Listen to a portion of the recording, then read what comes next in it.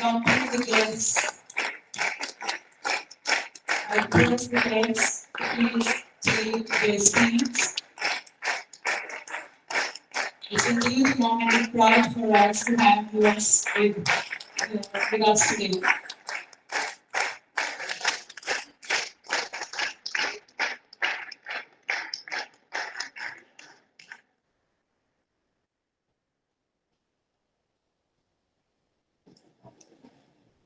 Thank you, students. Settle down, please. A very warm morning to all.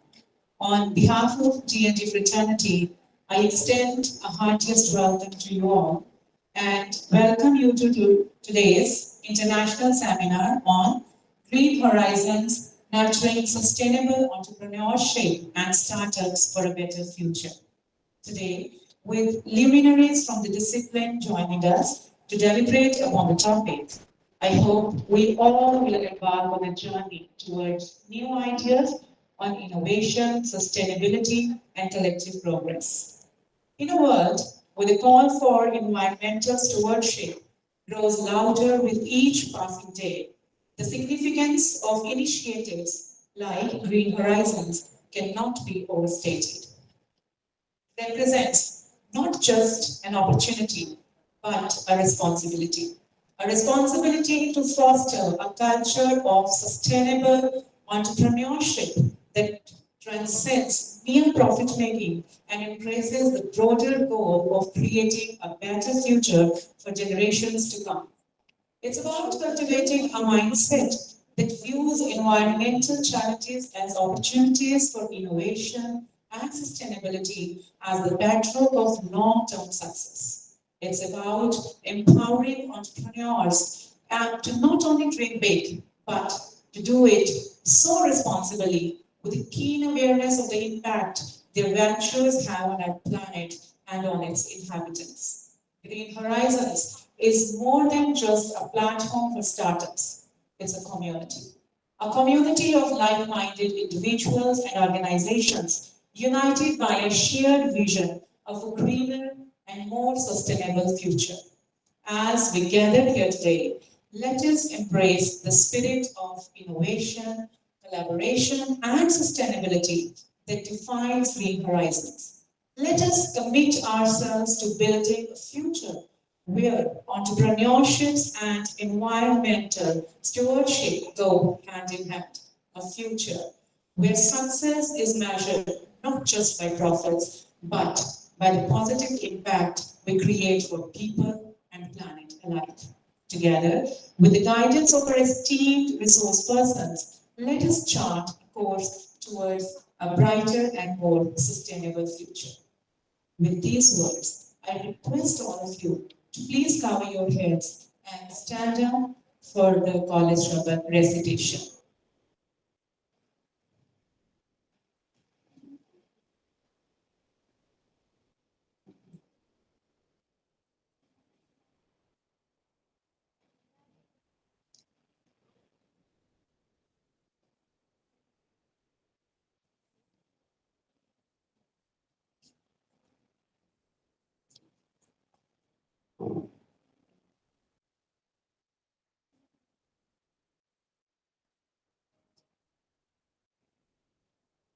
Waheguru ji का खालसा वाहेगुरु जी की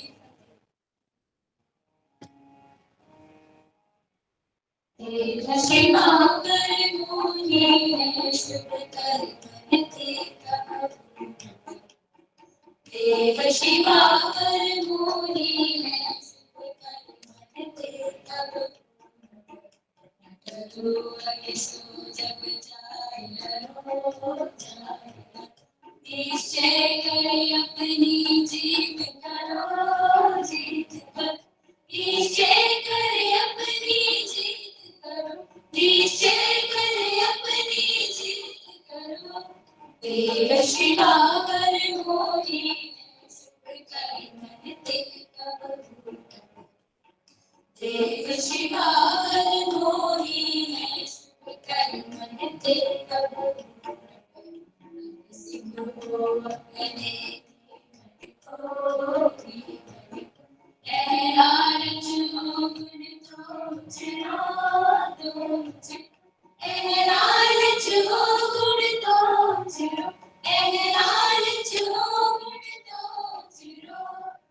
देव शिवा वर मोहे सुख कर मन ते प्रभु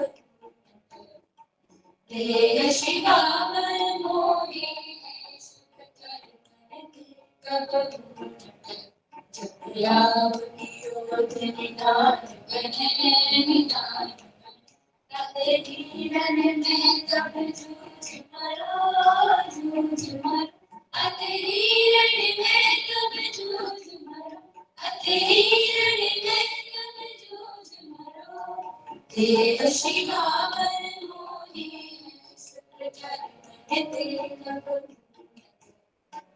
देव शिवा वर मोहे सुख कर मन ते प्रभु देव शिवा देव शिवा देव शिवा वाहे गुरु जी का खालसा वाहे गुरु जी की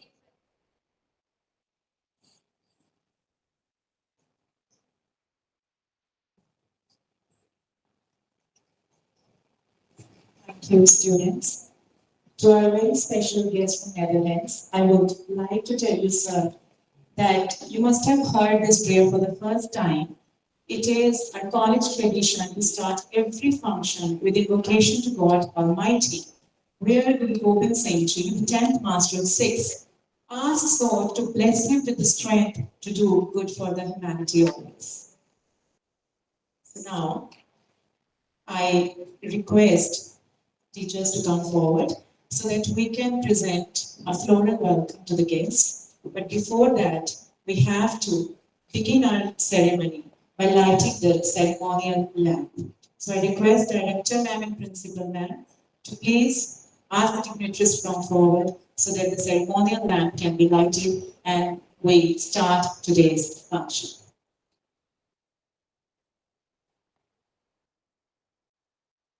As we light the lamp, we try to dispel the darkness of ignorance.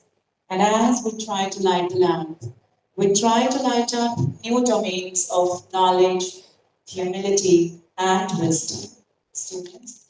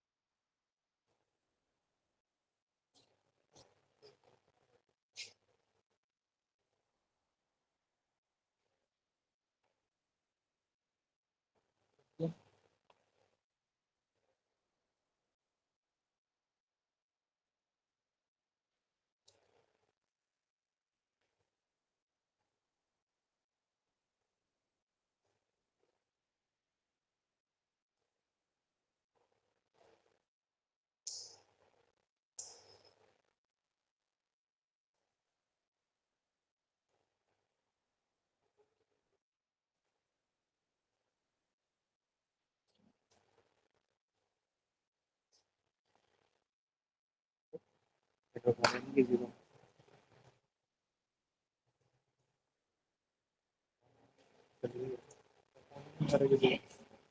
request teachers of Commerce Department to please escort the dignitaries to the stage so that we can give them a floral welcome. I request a director and principal to accompany the guests on stage so that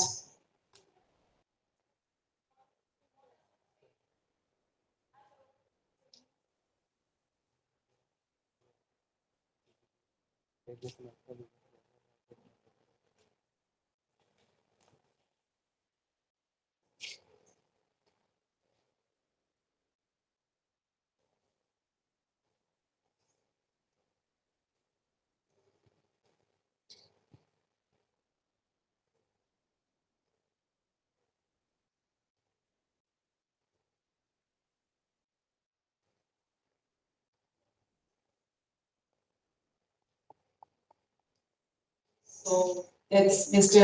Rudra Adnan being felicitated. Dr. Vijender Sharma, Mr. Dave,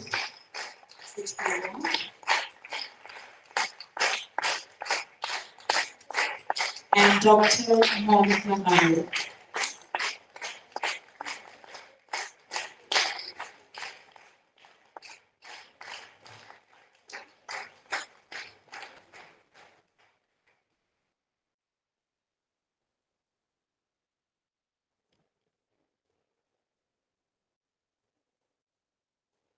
Now, I request our esteemed principal, Dr. Harvinder Kaur, to formally welcome our guests. Dr. Harvinder Kaur.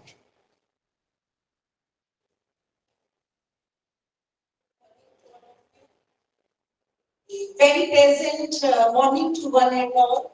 Honorable Director, GNG College, Dr. Varinder Gandhi, Worthy Professor Rajendra Sharma, Department of Commerce, Kshetra University, Kshetra, respected Mr. Rutger, Business Group Director, Royal D. Hughes, Netherlands, and Country Director, D. Hughes, India.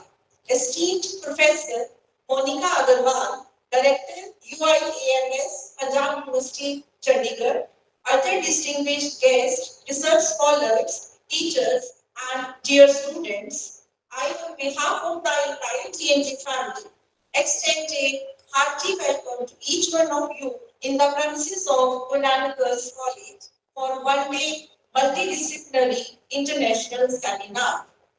Today's seminar focuses on the critical concept of sustainable entrepreneurship, which addresses the pressing need for businesses to prioritize environmental and social responsibility alongside profitability.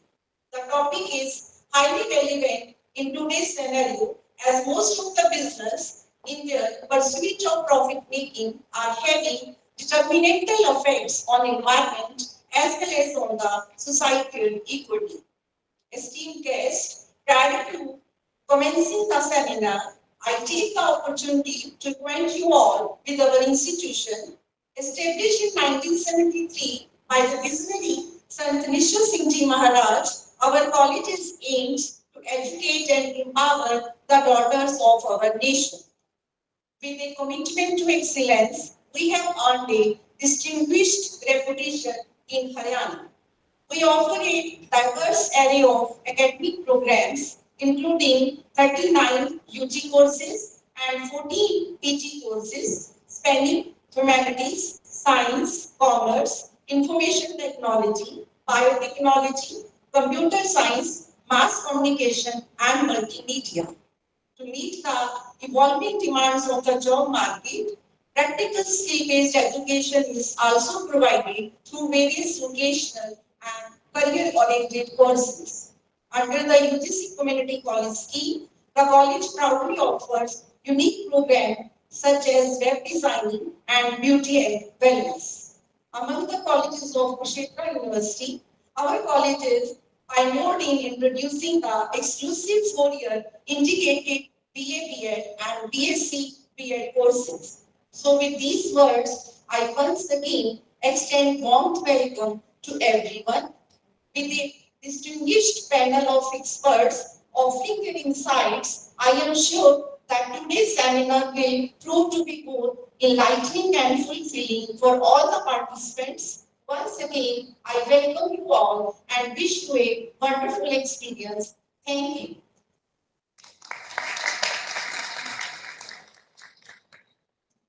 Thank you, ma'am. Now is the time to invite Mrs. Kriti Verma, Dean, Department of Commerce, to give the introductory remarks and to introduce the theme of the seminar to us.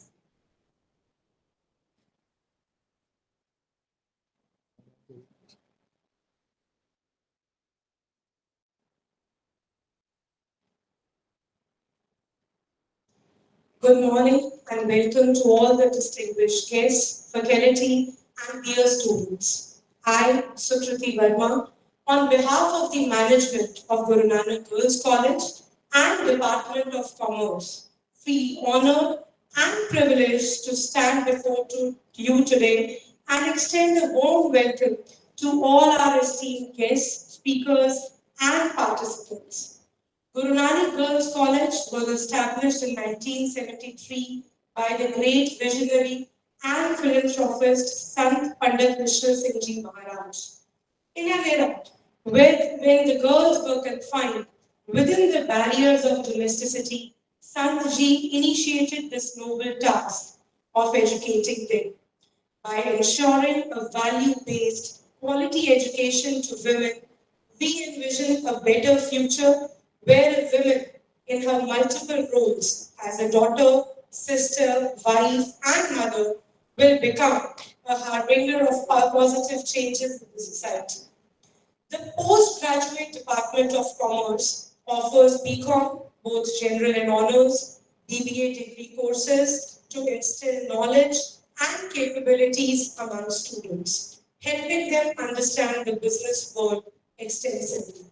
Apart from these, BCom Foreign Trade and BCom Computer Applications were introduced in 1995 and 1999 respectively in order to provide students access to vocational education.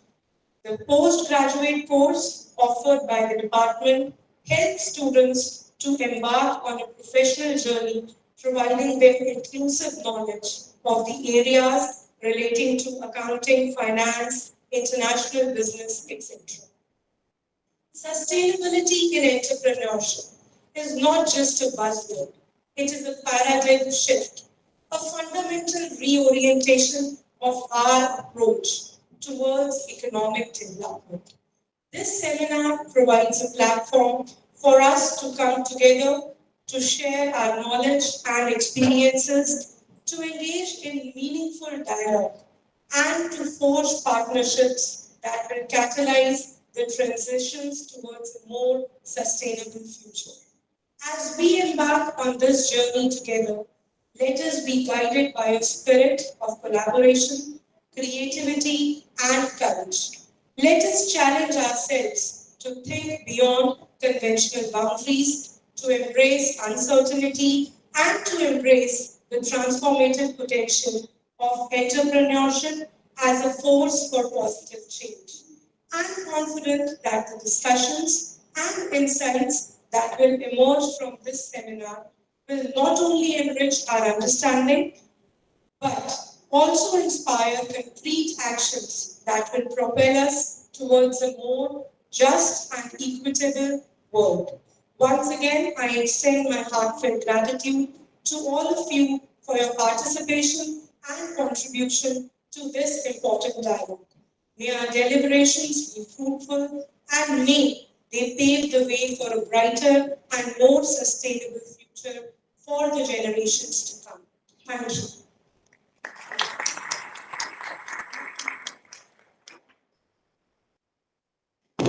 Thank you, Madam Secretary. Now is the time to invite our first resource person, Dr. Tejinder Sharma, for the inaugural and presidential address. We are indeed privileged to have you with us today and look forward to gain from your expertise. Please come forward, sir.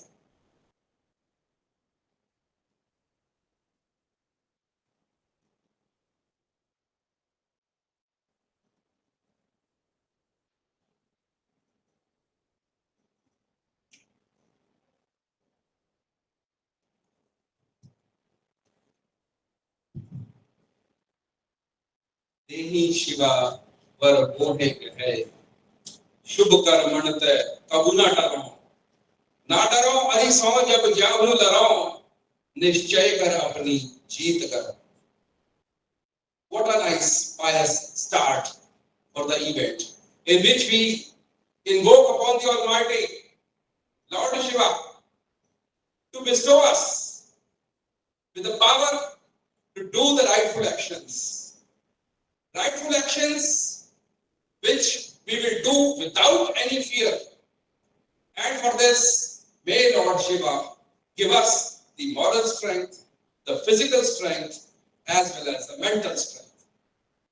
Coming to this college, this wonderful college is indeed a great pleasure always, right? And I am so grateful to Madam Virendra Gandhi ji, Madam Harvinder ji, Raman Jyot, and you see all the faculty colleagues of this wonderful institution that they have invited me. And sometimes, you can't say no. And I was also under such a pressure from some social groups, right? Some very, very close friends, that for this, I really couldn't say no. And I am extremely happy that today you have called me. Today you have called me for interacting with the students. I have been in this hall many times before. Ma'am knows, even without electricity, we were sweating, and then, students were performing. And this is not a hall, this is a place which creates the winners.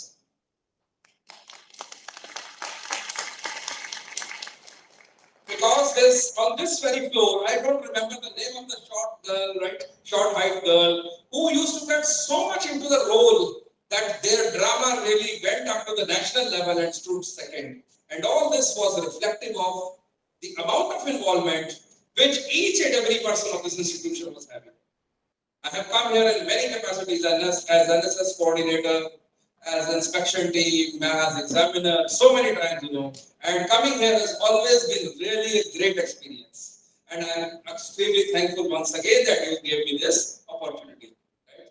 And today, interestingly, the theme is about sustainability, the theme is about entrepreneurship, the theme is about innovation, the theme is about technology, the theme is about everything that we ought to do so that we make our lives better and the lives of our fellow beings better. It is a time when we really need to work hard to look upon how the young girls who are coming to this institution, they can have the spirit of entrepreneurship. They can have a dream. When you look into the eyes of a student, you see a hope. And it's this role of a teacher that has to transform this hope into reality. So we are here with a mission to convert dreams to reality wherein entrepreneurship is a means. Entrepreneurship is not only about running a business. Entrepreneurship is a philosophy, is a way in which you think. So probably my theme is going to be about how to think like an entrepreneur. What is the anatomy of an entrepreneur? And what can an entrepreneur really do to have sustainability as a natural consequence of business? Hindi चलेगी थोड़ी बीच में हमारे विदेशी guest बैठे हैं इसलिए मैं थोड़ा अंग्रेजी ज़्यादा बोल रहा था, right? We did a project a few months ago. That project was sponsored by AICT, and the project. Do we have a cordless mic? Oh yes, please. Bandhan pasand nahi hai. Can I move and speak, right? So I'll move and speak. We did a project, and that project was on Indian knowledge system, right? And we did a project on trade and commerce in ancient India.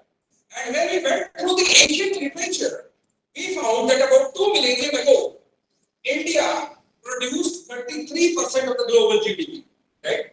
33% of the global GDP. You can imagine what a great past we had. सोने की चिड़िया ऐसे ही नहीं कहते थे हमको, क्योंकि हमारा देश वाकई में विकसित था, right?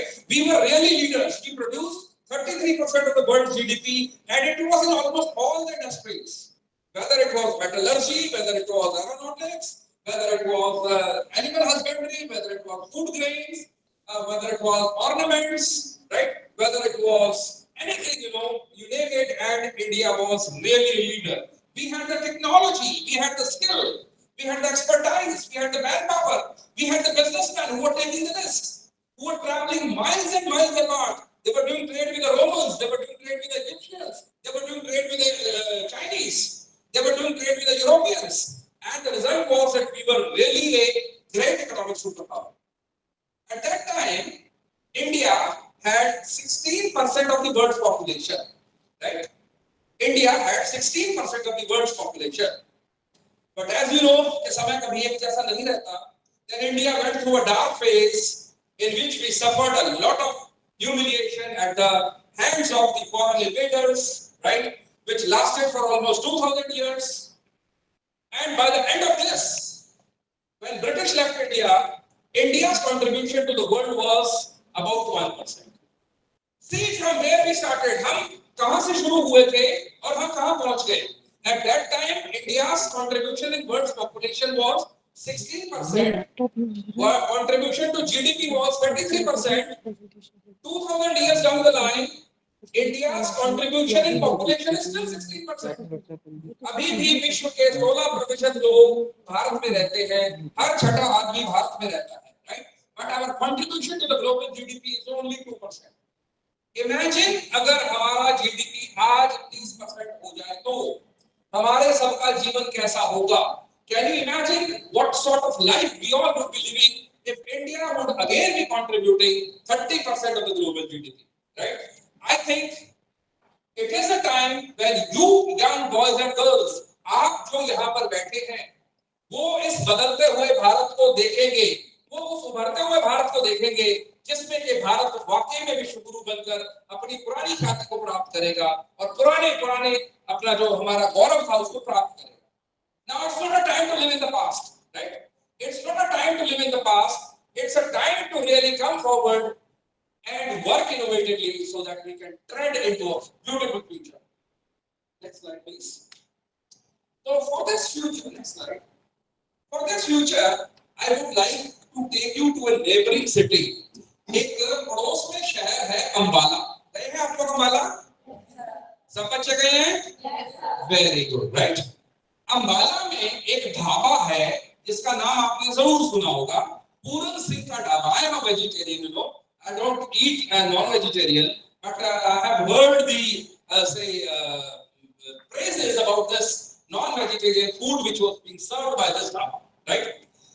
ये एक पुरानी मूवी थी लव शव चिकन पुराना, आपने शायद नाम सुना होगा. वो मूवी भी इस ढाबे से इंस्पायर होकर बनी थी, ऐसा कहा जाता है, right? Now this dhaba was having a secret recipe, right? And this secret recipe was being used to create the food which was like a delicacy. You know, there are a lot of Indians who are living in Britain, right? I don't know whether the story is true. इस कहानी में सच्चाई है कि नहीं मुझे नहीं पता, पर कहते हैं कि जब कोई इंग्लैंड जाते थे तो उस टाइम पे यहाँ से पतीले में भरवा के लेके जाते थे खाना, और इंग्लैंड के साउथ हॉल में जाके फिर बोलते थे कि आ जाओ सब लोग, पूरन सिंह के यहाँ से खाना बन के आया है, right?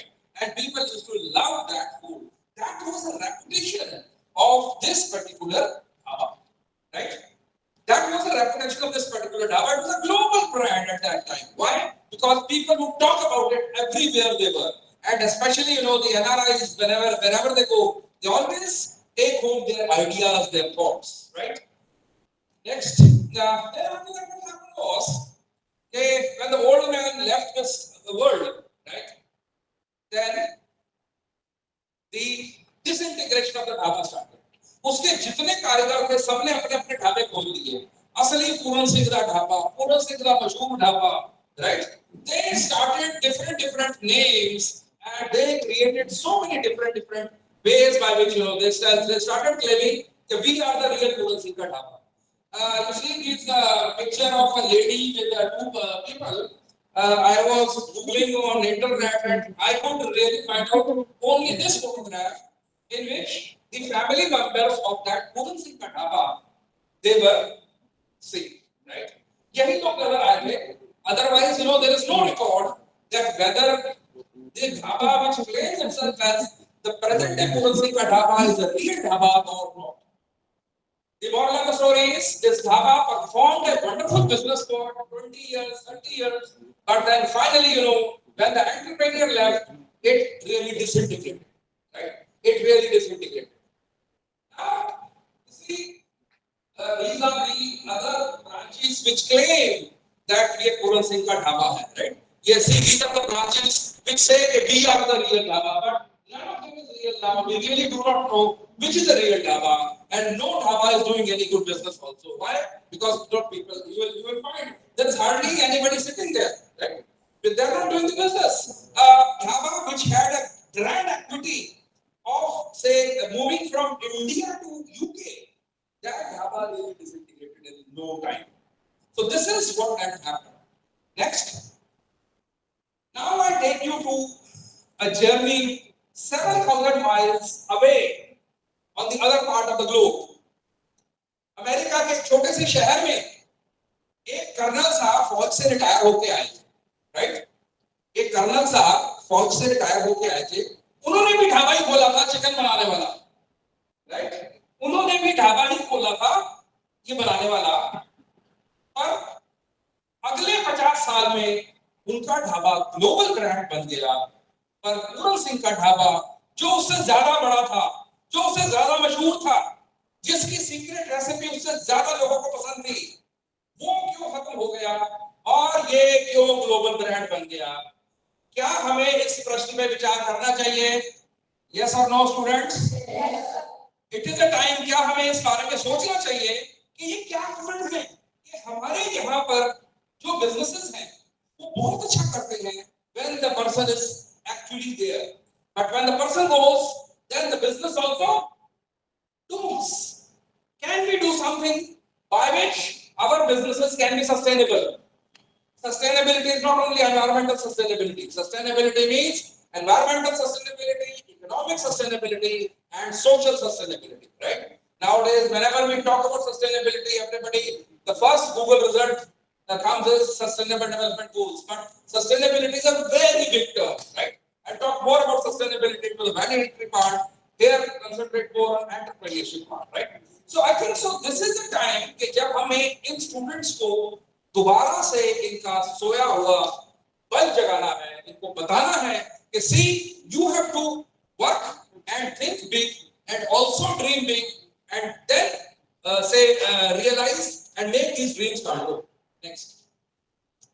See, when we compare this Puran Singh ka Dhaba and KFC, we find that both of them invested in a unique recipe.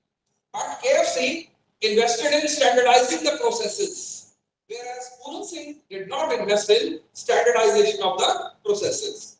And expansion of the business to franchisee model. वैसे सच बात तो ये है कि colonel साहब को भी इस बिजनेस से बाहर कर दिया गया था।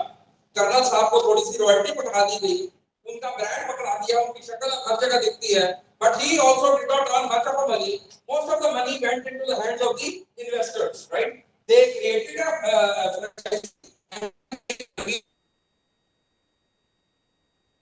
Strong negotiation of the brand, strong legal framework.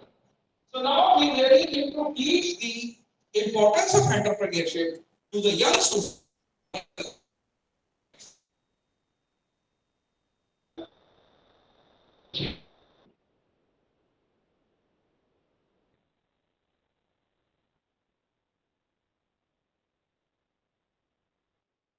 उड़ान एग्जाम क्लियर करने तक ज्यादा हो चुकी है। शायद हमें ये बताना पड़ेगा कि you are much bigger than clearing these competitive exams. There is a sky that is waiting for you. There is an infinite aura of success that is waiting for you. आप थोड़ा दूसरे ढंग से सोच के देखिए, शायद बहुत बड़ी उड़ान आपका इंतजार कर रही है। I think so. This is the entrepreneurial spirit that we will have to really inculcate. देखिए, India has been a land of specializations. Every city had its own specialization. Just see MNC, every city had its own specializations. This is a picture of the carpets from Kashmir. This is a firni from Kundri, आपने खाई होगी, right? This is the Amroha and this is Aligarh. So these are the pictures which show that there were specializations and entrepreneurs were making the products which are highly competitive and actually the best in the world. And they invested in technologies. Now I think so we also need to talk about technologies so that technology is not only information technology, right? Technology exists in each and every activity that we do. So I think so it's a time when we need to invest in technologies and learn about scaling up, learn about doing newer ways of business so that we can make a place for ourselves in the world. Next. I will talk about this very interesting piece of research. This is University of Virginia Professor Saraswati, right? Professor Saraswati did a research. This is known as effectual reasoning, effectual model, right? This particular research tried to find out that why some people become entrepreneurs, whereas why some people don't become entrepreneurs, right? Why some people are able to have infinite success they really grow very fast, right? And while some people who might have less resources, more resources, they have a very straight line kind of a life. This particular model compares the managerial thinking, right, with the entrepreneurial thinking. Managerial thinking is like a manager. What's the definition of manager? Can anybody tell me? यहाँ पर शायद BCom वाले बच्चे जरूर बैठे होंगे. क्या कोई मुझे मैनेजर की डेफिनेशन बता सकता है? Yes, anybody? Any student? Definition of manager. Who will raise his or her hand and tell me, sir, this is what I understand. Definition जरूरी नहीं है. वर्ड बाय वर्ड जरूरी नहीं है. Yes, so हाथ खड़ा हुआ. Yes, please stand up. थोड़ा आगे आ जाइए. Tell me your name. Excellent. Give her a very big hand to this girl. This is like the one who dares amongst the crowd and comes forward and says, "Sir, I know this and I have the guts to speak also." So that is what is needed. क्या नाम है बेटा आपका? Pardon? Anchal. So Anchal. Yes, Anchal, I can share the mic with you. You can tell me.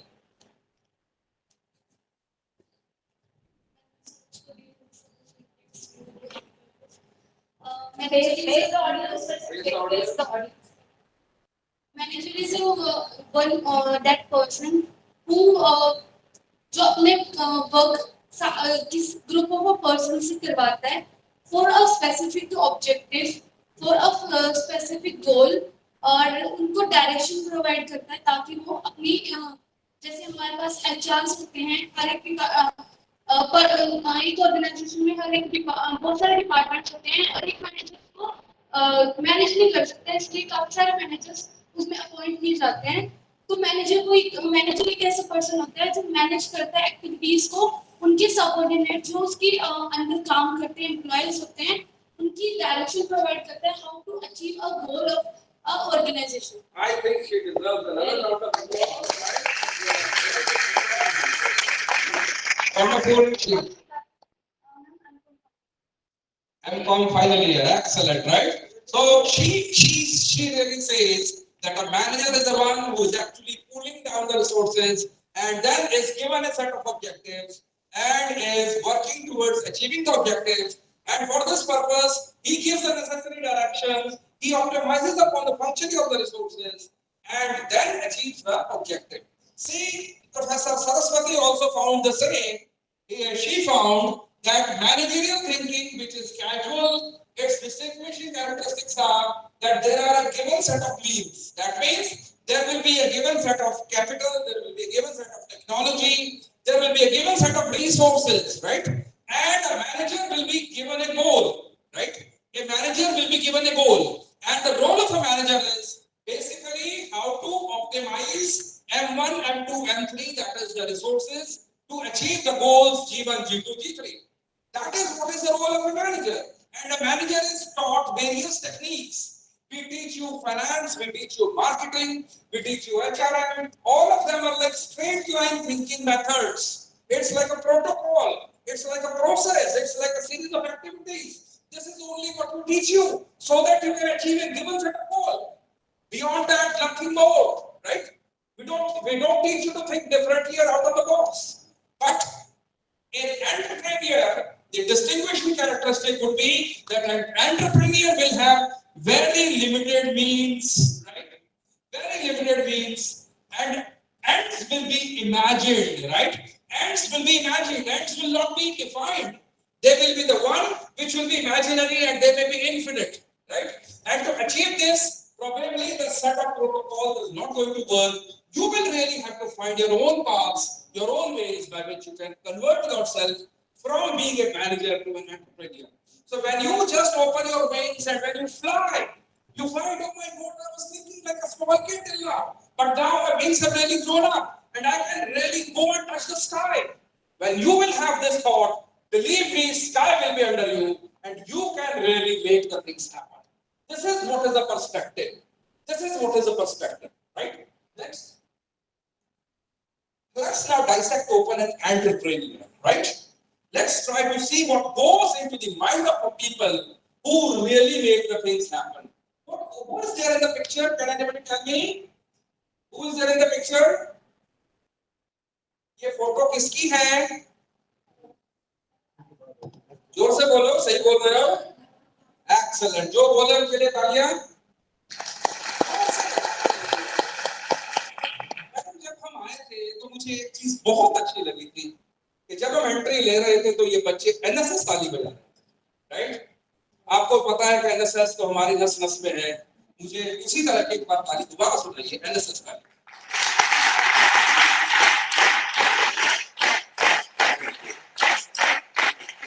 NSS ताली सिर्फ 3 बार बजती है, right?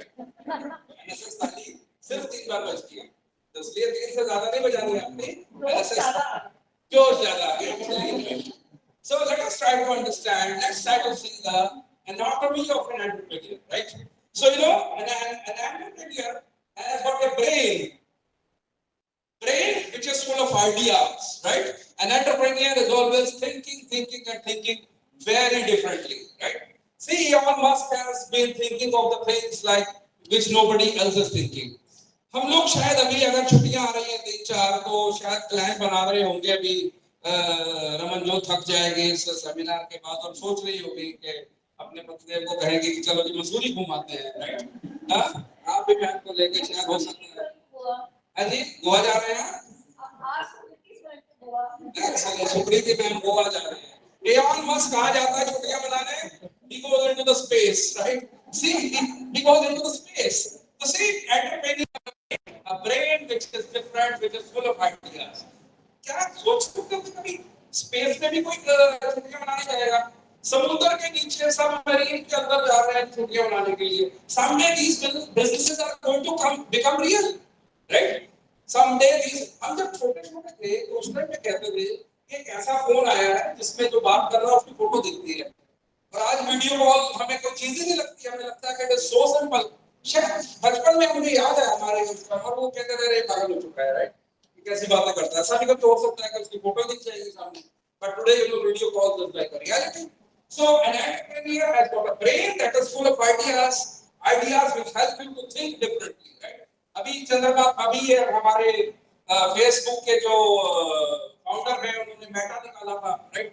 और मेटा निकाल के ही ट्राई टू से put a lot of creativity. चलिए चला नहीं कोई बात नहीं, but still you know this is a business which may happen after 10 years time, 20 years time. Cryptocurrency, and there are so many new types of businesses, right? Which are there, and all these are the results of the ideas which are there in the brains. Then after that, the mouth, which shares a vision. If you have an idea and if it remains only in your brain, then it is useless, right?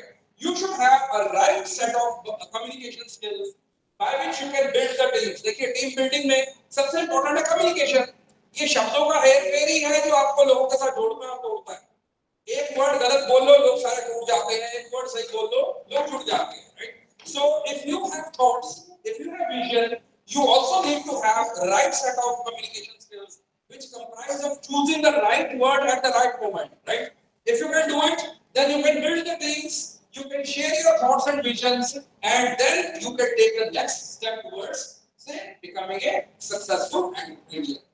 Then, of course, yes, the stomach, right? The stomach.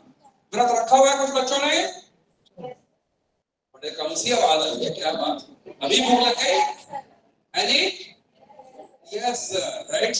Entrepreneur हमेशा भूखा रहता है, उसके गट में आग लगी रहती है, राइट? कि मुझे आगे बढ़ना है, ये भी खाना है, ये भी खाना है, right? An entrepreneur is always having a lot of fire in his belly. An entrepreneur is always very enthusiastic, and he doesn't trust anything other than what is there in his gut. मेरे पास क्या है, कैसे energy आएगी मेरे में, right? How I can really make work towards satisfying what I have in my gut. Then he has the ears to listen to his feedback, right? He listens to the feedback very carefully, and of course, yes, he has eyes which look for opportunity. You have heard the name of Dhirubhai Ambani? Heard the name of Dhirubhai Ambani? कौन थे? कौन थे? याद नहीं आ रहा. कौन थे?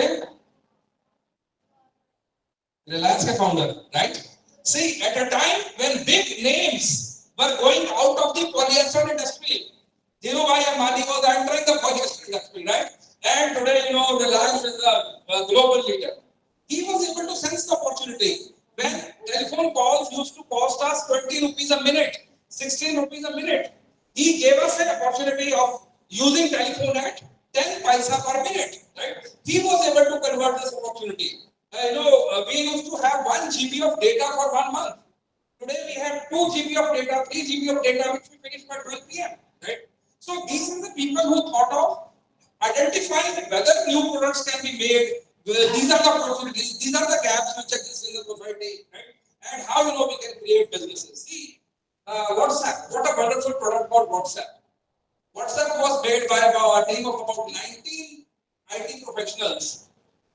They created a messenger, and the beauty is it is end-to-end encrypted, right?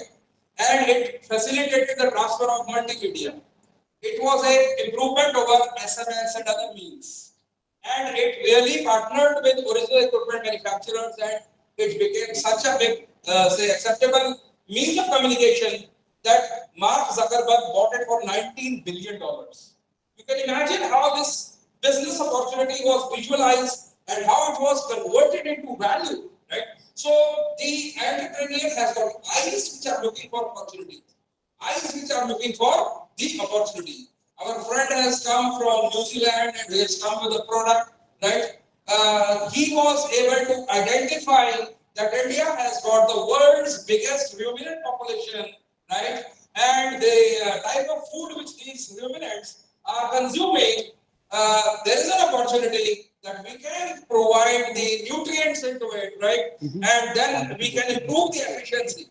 We have got world's largest population of ruminants, but their productivity is about 15% of the global productivity of an animal. For instance, average productivity of cow milk in US is about 11 liters, whereas in India, a few years ago, I don't know what's the latest data, it was about 1 liter. So if we can have a productive population which is 1/10 the size, still we can go up to those productivity levels. And when we will have this level of efficiency, right, it is going to create new businesses. See a person coming from New Zealand to tell us that there is an opportunity here. Why an Indian entrepreneur would not find this opportunity here? This is something which we really need to think about. So, dear students, opportunities exist in your vicinity, around you, every day. Only thing is, we tend to take them casually, right? We think that there is no need. Status quo is fine, right? We are in a state of active inertia. There is a state called active inertia. Active inertia में क्या होता है कि हम बहुत काम कर रहे होते हैं, बहुत मेहनत कर रहे होते हैं, पर फिर भी कुछ बदल नहीं रहा होगा, right? World is not changing around us. Why this active inertia happens? Because probably our mindset doesn't identify the opportunities.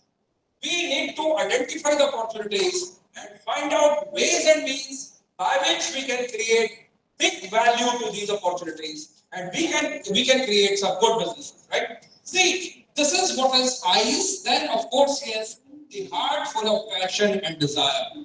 आखिरकार दिल तो होना ही चाहिए, right? An entrepreneur must have a heart that is full of passion, a heart that is full of desire, a heart that is full of touching the sky and an infinite limit, right? And an infinite limit.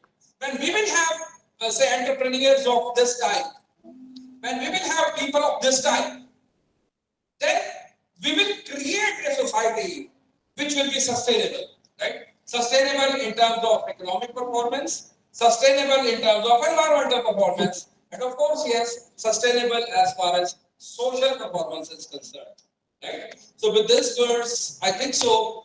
I will now take a break because ma'am has given me a duty to be on the stage for almost whole day, right? So for the time being, I'll take a break and now leave the floor for my other fellow speakers, because I find the allotted time for me has been reached. So I will give a message to the students that, my dear students, now it's a time when you need to realize your potential. Hanuman ji का नाम सुना है? हनुमान जी आपको पता है बड़े उदंड बालक थे। कहते हैं कि बाल समय रवि पक्ष लियो तब तीनों लोग भयो दिया। क्या मुझे इसका कोई मीनिंग बता सकता है? Anybody who can tell me a meaning? कि बाल समय रवि भक्ष लियो, मतलब हाँ जब बच्चे थे, राइट? हाँ इन्होंने बोला, आप बोल सकते हो। हाँ? जब बच्चे थे तो उन्होंने सूर्य को अपने मुंह में ले लिया था, बाल समय रवि भक्ष लियो। वो इतने उदंड थे कि सूर्य को मुंह में ले गए। तो ऋषियों ने सोचा कि तो भी गड़बड़ कर देगा ऐसा उदंड बालक जो आज सूर्य को मुंह में ले गया, कल को पता नहीं सृष्टि में क्या कर दे, और इसे भेजा तो मिशन के तहत गया है, राइट? तो क्या करें फिर इनका? इस बल की तो जरूरत पड़ेगी हमें आने वाले टाइम में। तो आज क्या करें इस बल का? तो उन्होंने कहा इसको, इसका बल भूल जाए। तो कहते हैं बल भुला के तो फिर दिक्कत हो जाएगी। क्या करें फिर जब जरूरत पड़ेगी? कहते अगर कोई इनको याद दिलवाएगा तो इन्हें इनका बल याद आ जाएगा। तो जब लंका पहुंचने की बारी आई तो 100 योजन तक कूद सिर्फ हनुमान जी मार सकते थे। तो उस वक्त यामवंत जी ने उन्हें कहा कि देखो तुम ही हो जो 100 योजन कूद सकते। उससे पहले उन्हें उनका बल विस्मृत हो चुका था। उन्होंने उन्हें उनका बल याद दिलवाया और वो लंका पहुंच गए। आप भी सब हनुमान आपके अंदर हैं, आप भी अपना बल छुपाए बैठे हो, right? So dear students, arise, awake and stop not till your goal is reached and you can really touch the sky and you can really change the world. You can really bring about a different India, a vibrant India and a new sustainable modern world. Thank you so much. Thank you so much.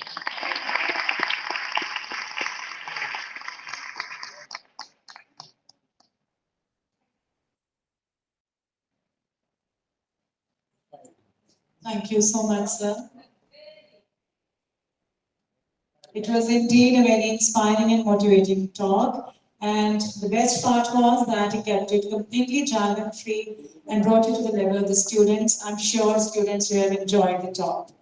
Before inviting the next speaker on stage, I have an announcement to make. Participants for the offline paper presentations are requested to reach seminar hall as the paper presentations will start there. I will tell the name of the participants. In case they are in the auditorium, please reach seminar hall. The volunteers can guide you to the seminar hall.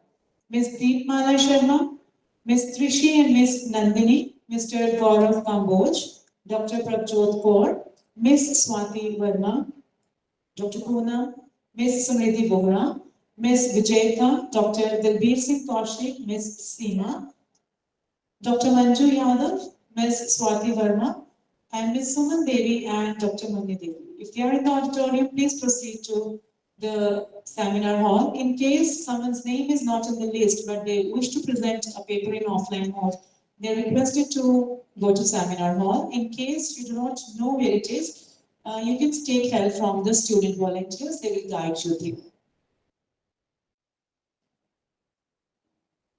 So next resource person to come on stage is Mr. Rutger Adyan. He is the Business Group Director of Premix and Specialities, Royal Dios Netherlands, and Country Director Dios India. He is a business management executive with 20 plus years of international experience in commercial excellence, driving revenue growth and brand equity of products and services in food, pharmaceutical, and agricultural industries. He is the winner of Business Leader of the Year Award 2017. In course of his career, he has fulfilled several key roles in general and brand management and sales development in over 60 countries across B2B environments. He seeks to bring transformation by leading from the front, always with the human element at the core. His efforts are concentrated towards capitalizing potential for the future. He is recognized as a developer of talent across cultures with very diverse values, fueling brand and value propositions to adopt to market specific and local B2B settings gives him enormous pride. His ambition is to unleash commercial business growth for a brand and organization through a genuine interest in public. So, with a visionary like him in middle of us, we cannot wait for him to come and share his expertise and knowledge with us all. So please come on stage.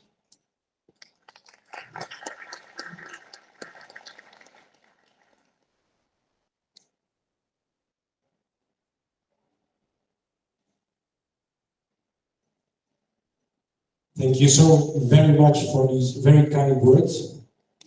And also, thank you very much.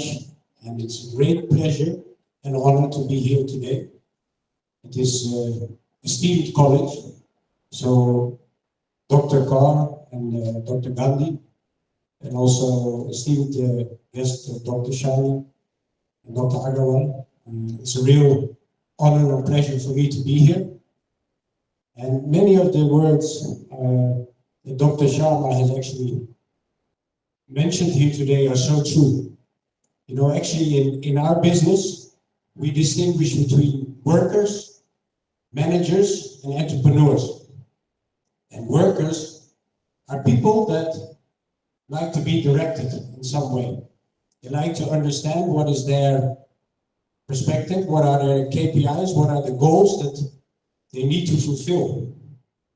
But in the end, usually workers are not people that really grow the business or really enhance the sustainability of a company. Because what we're talking about is sustainability in relation to sustainability of our planet, but it's also about sustainability of our livelihood, of our people, of our careers, of our companies. For sustainable companies, all companies need that entrepreneurial mindset. They need to think out of the box, to be visionary, to be thoughtful of what lies ahead, but really think about outside of this box. So, you know, what we see in India a lot, and then I will start my conversation a little bit about my company and why we look at India as a really interesting country. But what we see in India a lot is that you have enormous brain capacity. You're all very good in mathematics, you're good in analytics, and you have a lot of skills. But what we see sometimes is that you're also keen to get some directives.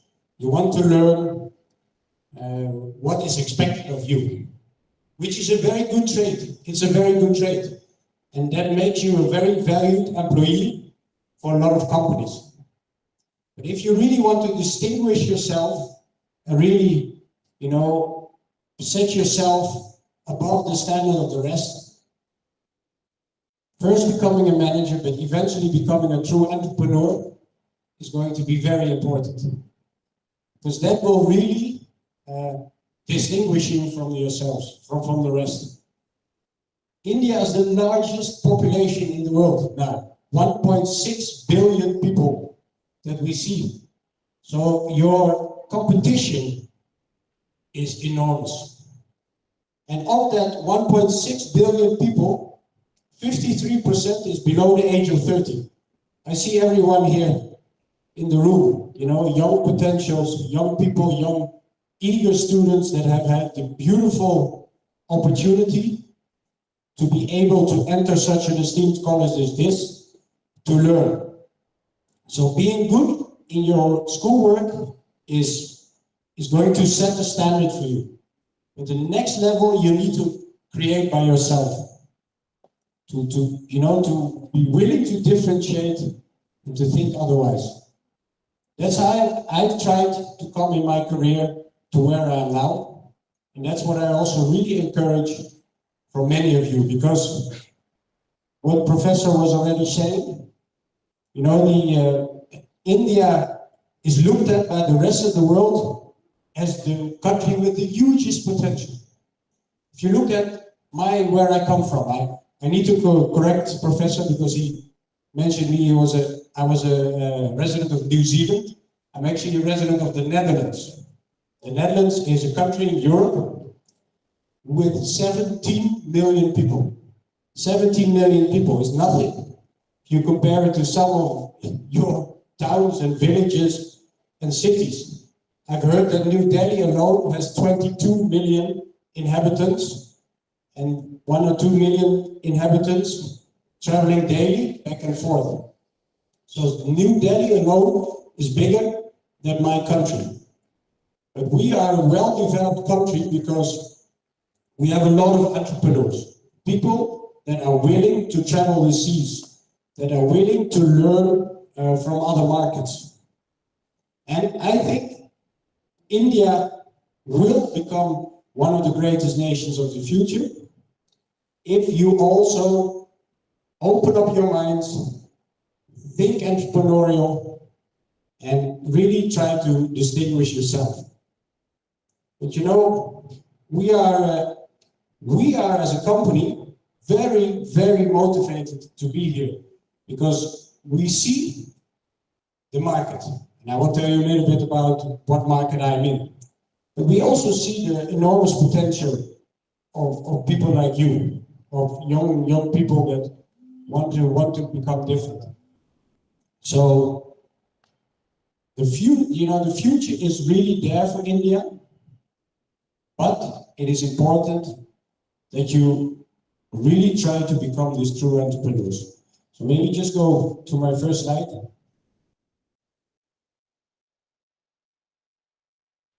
Nice to meet you, everyone. Very happy to be here.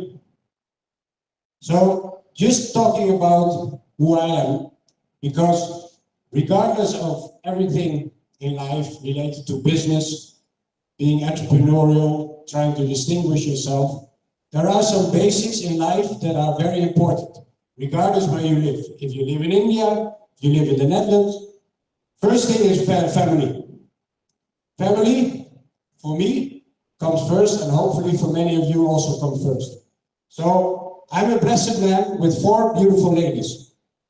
I have 3 beautiful daughters and a very beautiful wife that have been with me for many years, and hopefully for many years to come. Family values is what I truly believe in, not only myself, but also my company. Secondly, it's about being healthy and also focusing on your own well-being. So I love my sports. This is skiing in the Austrian Alps. This is cycling. I love my cycling to stay fit and healthy, because without good, proper health, managing your own self, you will never be an entrepreneur. You will also never be able to really distinguish yourself. So anything can be against you, right? You say, I have too much work, I have too much studies, I'm too busy with this, I'm too busy with that. You should always focus on your own well-being as well, because if you are physically fit, your brain will also prosper. And thirdly, of course, you are here to distinguish yourself, you aspire to grow. So being part of a company at some stage in life, being in a commercial company or being in an educational company, educational institute, can all be very interesting. So these for me are the pillars. So I work for an animal nutrition company. You may say, what is animal nutrition? Animal nutrition is feeding commercial animals to be better in reproduction. India is by default a vegetarian country. So on your diet, you eat vegetarian. I don't eat a lot of meat myself, because although meat has a lot of protein advantages, it also, eating red meat, for instance, or eating pork meat cannot be very well for health. So many people in Europe are eating less meat now because of health reasons, but we have the luxury to be able to afford meat. In India, many people cannot afford meat, but there is also a large market of young people like yourself who say, if I'm earning some money, if I'm earning some rupees, I would like to eat some meat myself. Or, what is even more important in India is dairy.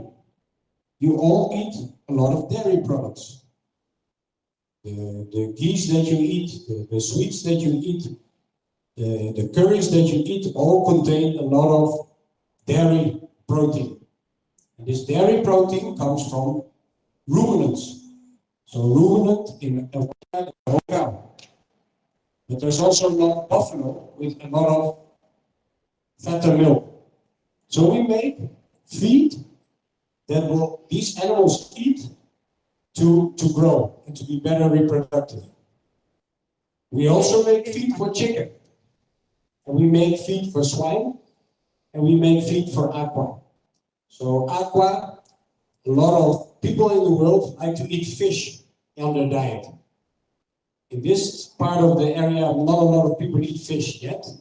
But also diets will change. And with the younger generation, with a lot of influence from West, you may also think that fish could be interesting to eat. So later on I will talk that due to our excessive use of Mother Earth, our seas are depleting. There's been less fish in the seas. There is less healthy animals on land. Many markets are decreasing, while India is still growing. But that I will talk about later. So this is, we are a family-owned business. So again, talking about entrepreneurship, you can see that already in 1700s, our company has started with what you see is a windmill. Windmill is a typical symbol of the Netherlands. Windmills are actually machines that can precursor the grains, that can make from grains into meal or other macros. Already Anthony de Heus started in the miller in the 1700s. And now we have the fourth generation of Koen de Heus, two brothers that are now managing this business, which is 13,000 employees all over the world in 96 different factories across many continents. And why did this company become successful? Because the mindset of being an entrepreneur, a sustainable entrepreneur, has been there from the early days. These people were not workers. These people were not managers thinking in their boundaries. They were also always thinking bigger. And that's where they had brought them today. So this is what I already explained. We are producing all kinds of feeds for different species. That's important for now. Next one. Next one. So any company that wants to grow aspires to be a global company if you are in a global playing field. So animal nutrition, everybody in the world is eating meat. Everybody is growing and rearing animals for reproduction, for use of meat, for use of protein. So, although we started in 17th century, it was only since 1998 that we were growing. You see that every year we have grown to become the 7th largest company in the world in our field. So maybe next. You can see we are everywhere. And in the middle you see India. We started in 2017 with one factory. But de Heus has huge ambitions for India. And hopefully, I hope to come back in a few years from now and stand here before you today, where we say we can have at least 5 or 6 factories in all over the country. Because why do we come to Punjab and Haryana and UP? Because we see huge potential, but also downtowns, we see huge potential for other species. So we aim to grow. But our headquarters now in Asia is in Vietnam. We have 20 factories in Vietnam, also a huge and large market. And as you can see, we have a global footprint. And the world is such an interesting place. I've been very fortunate to travel to more than 80 countries, actually, already in my life. for business. What is so important about working abroad is that you understand the context of how people think and how people behave. Because now for you, maybe you understand, or you're trying to understand why people behave in such a way in India. But if you travel to other markets and you travel to other countries, you will see that people will react to some problems in a different way. You know, in some markets, they will say, I want my boss to tell me what to do. In some markets, like my market, the Netherlands, everybody wants to have an opinion, and they're not afraid to speak out. So cultural differences always play a role in how people perform their business and how they react to certain challenges. But if you can break that barrier, and if you can show that despite the fact that you may be working in a culture where you expect that the boss will tell you everything, if you can break that barrier, you can also be a true entrepreneur. So this is some of the factories, you know. Factories of feet are boring factories. They are just plain buildings where there's machines. So on the one side, a lot of macro ingredients will come in. Grains, corn, soya. That will all come into the one side of the machine. It will go into a mixer. It will go into a weigher. Then it will go into a pelletizer. And then we make pellets. Maybe some of you have seen a farm, come from a farm. I know that many of you are coming here. How many people here in the room have a farm business at home? Whose parents are in the farming community? Anybody here? Not really. No, many people come from villages. Those who've seen a farm. बहुत इतने बच्चे बेटा आते हैं। कौन से बच्चे जिनके पेरेंट्स खेती करते हैं? Raise your hands. We have some. Yeah. Very good. Very good. Yes. See, but I see many farm people. So I'm interested to learn. Do they know what is being used on the farm? Do they rear animals or do they grow crops? You know, and maybe some of you come in front to tell me a little bit about what you do. Because to be a farmer is something you can be really proud of, because farming brings food to this planet. Farming brings productivity to this planet. Farming brings, in the end, all our stomachs will be fed by the produce of farmers. So something you can be very proud of.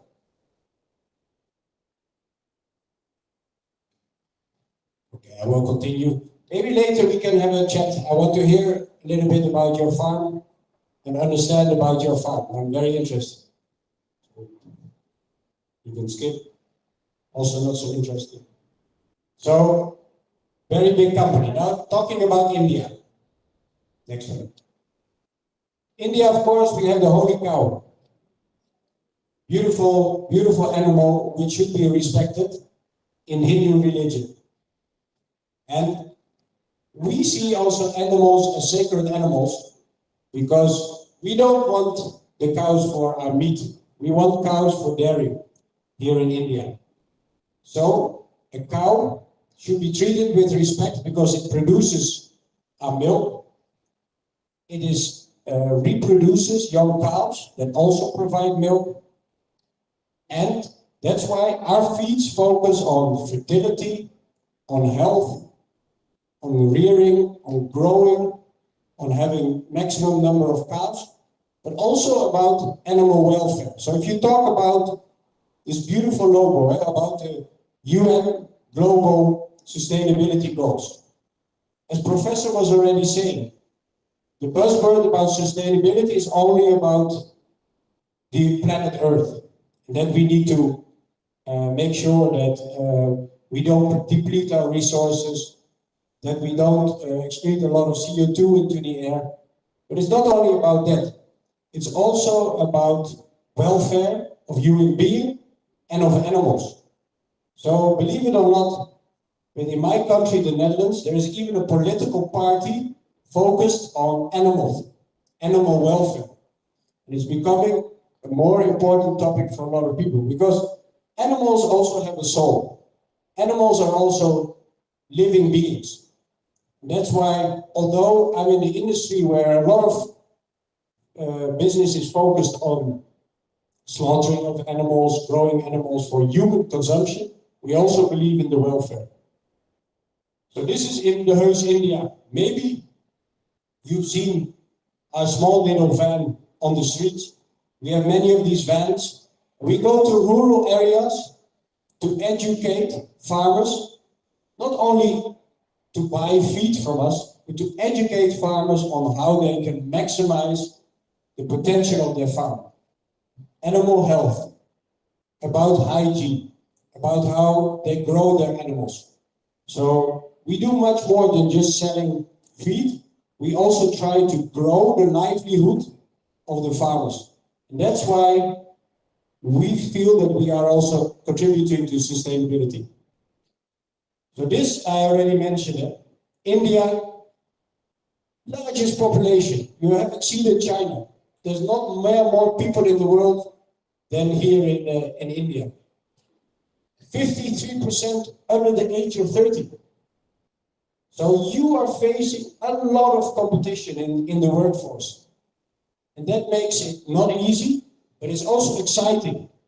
Because with this modern age, with AI, for instance, I think you have heard of AI, artificial intelligence. Maybe some of you already use ChatGPT on your phones to check certain things. AI will play a very big role in the future. A lot of clerical jobs could be replaced by artificial intelligence in a few years to come. So besides competing against so many young people, you will also have to compete more against technology in the future. So distinguishing yourself through hard studying, distinguishing yourself from being outspoken to being daring will only become more important in the future. So some numbers about consumption per capita, that's how our company always looks at market. We want to see how much meat is being consumed. So if you look at India, per capita, but that's an average, you only consume 3.78 kg of meat in a whole year. So this is predominantly poultry. There are some beef-eating people, of course, Christians, etc., but that's a minority. So in a developed market like myself, we eat almost 90 kg of meat on a yearly basis. Of course, we are seeing far more people eat less meat because of sustainability. But it's relatively small. Dairy, you are actually consuming 100 kg of dairy products on a yearly basis. This is again average for the whole community. But think about yogurt, think about ghee, think about cheese, paneer. Think about these products that you are eating. Eggs. In a developed market, 12 kg, because we always relate to kg, of eggs are being eaten. In India, it's still small, but we see that the consumption of eggs, because everybody likes egg, even if you're veg, many times you still find some egg products in your food.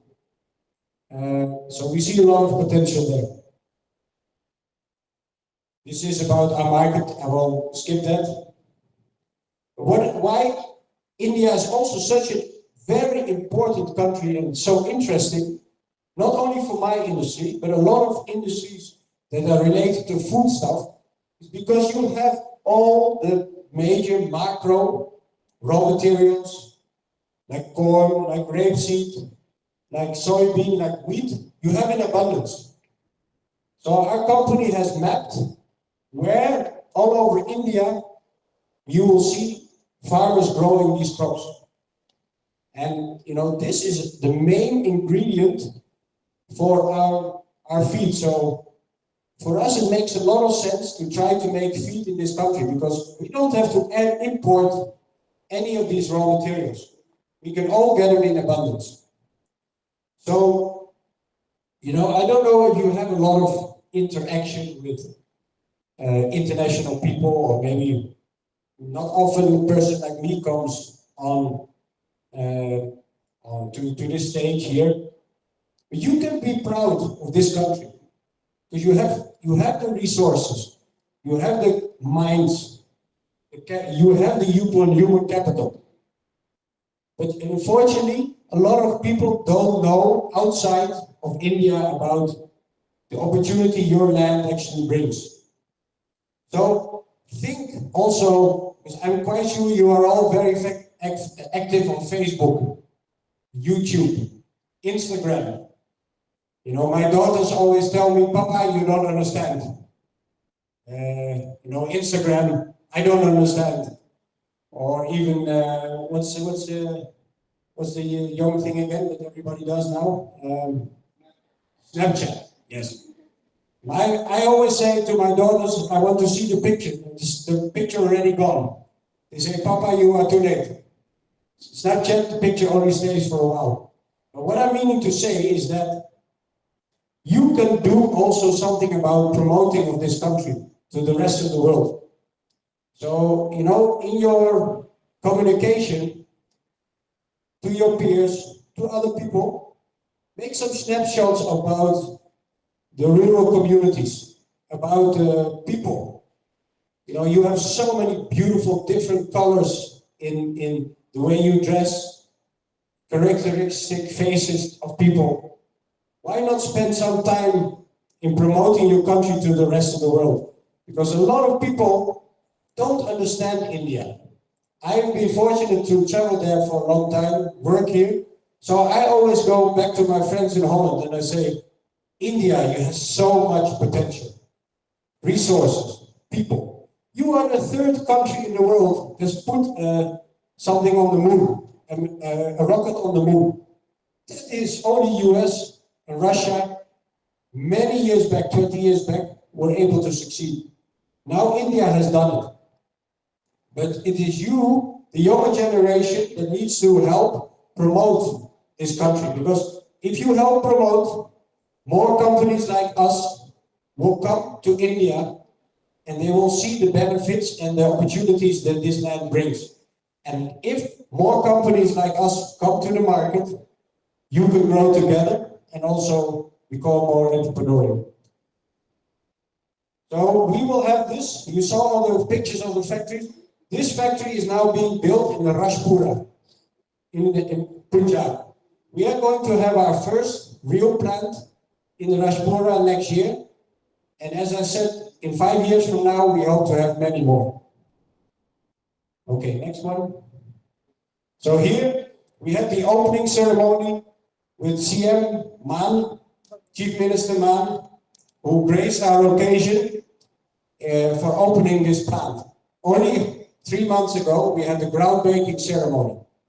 CM Man was very much focused on, if one company like us wants to come to Punjab, others can follow. He was really promoting Punjab very much, but similar, many of your other politicians are also promoting their states. And the Hus wants to come to many states, and we believe of the potential, but you can see that luckily some of your chief politicians also recognize the need for international companies to come. But the real promotion of India doesn't come from us, it comes from you. Okay. So now a few slides on the topic at hand. I'm already talking too long, probably, Professor, but give me 15 minutes. I will run through, because animal nutrition is focused on rearing animals, producing animals for consumption, both of beef and dairy, eggs, aqua. But the animal husbandry industry is also seen as one of the most polluting industries in the world. Polluting from a production point of view. You know, we are using highly pollutable energy sources. Unfortunately, India, majority of your electricity is still on coal. So burning coal is highly polluting in the environment. And unfortunately, when India is in the news in my area, they talk about pollution also. They say 9 out of 10 biggest cities in the world that are the most polluted are unfortunately in India. So, you know, using old technology, using very pollutable technology is causing a lot of pollution.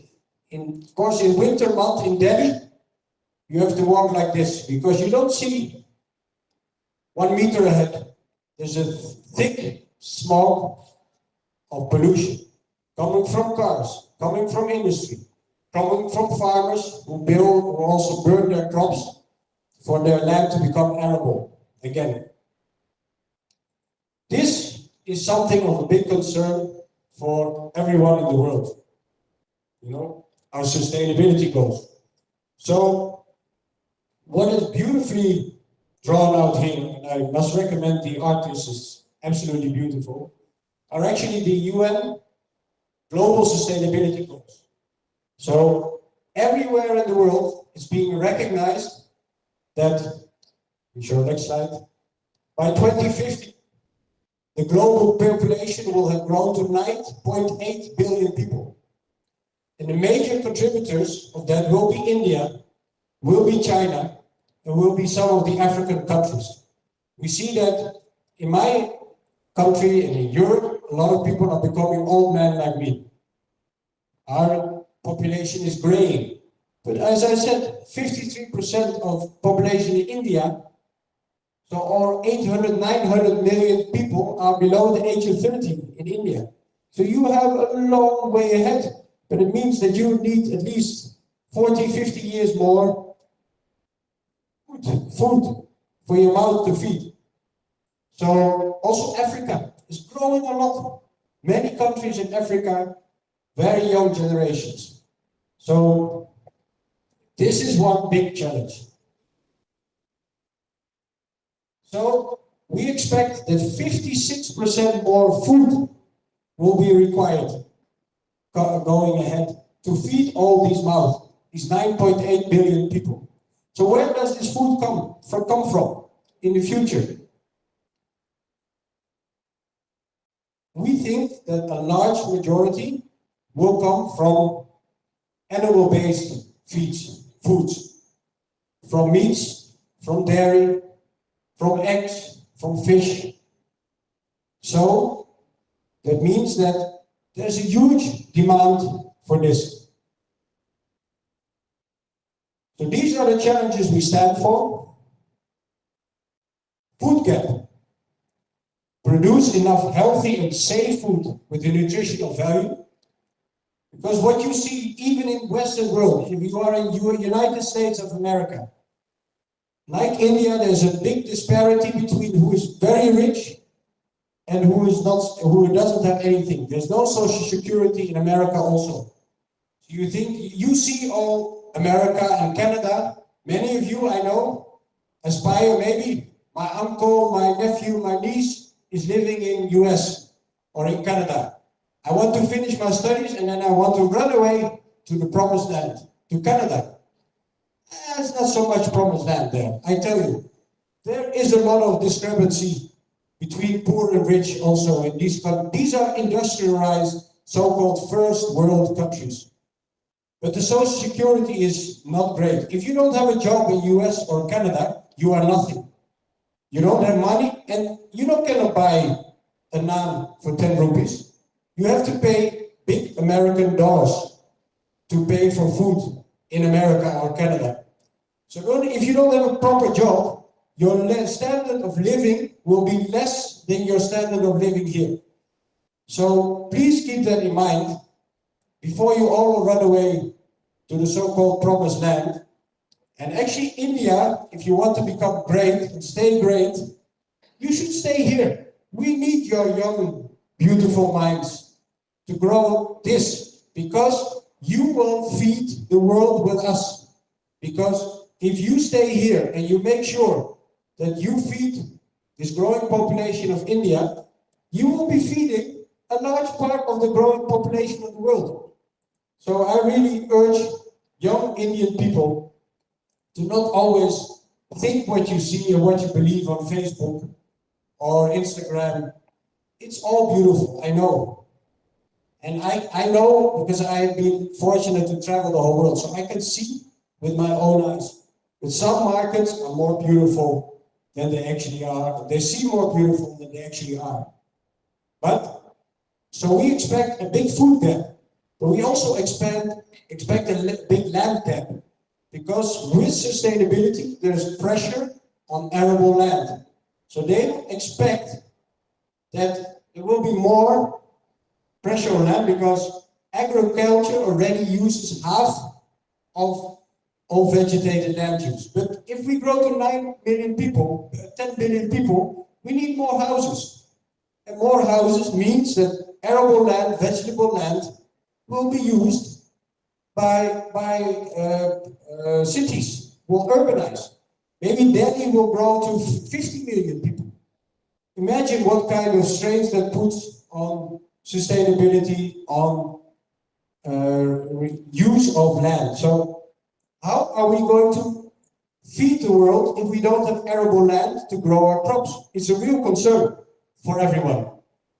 And as I said, animal nutrition, animal husbandry is extremely polluting to the world, because a cow has a rumen, so that he basically has two stomachs inside, and you know they regurgitate and they ferment the food that they take inside.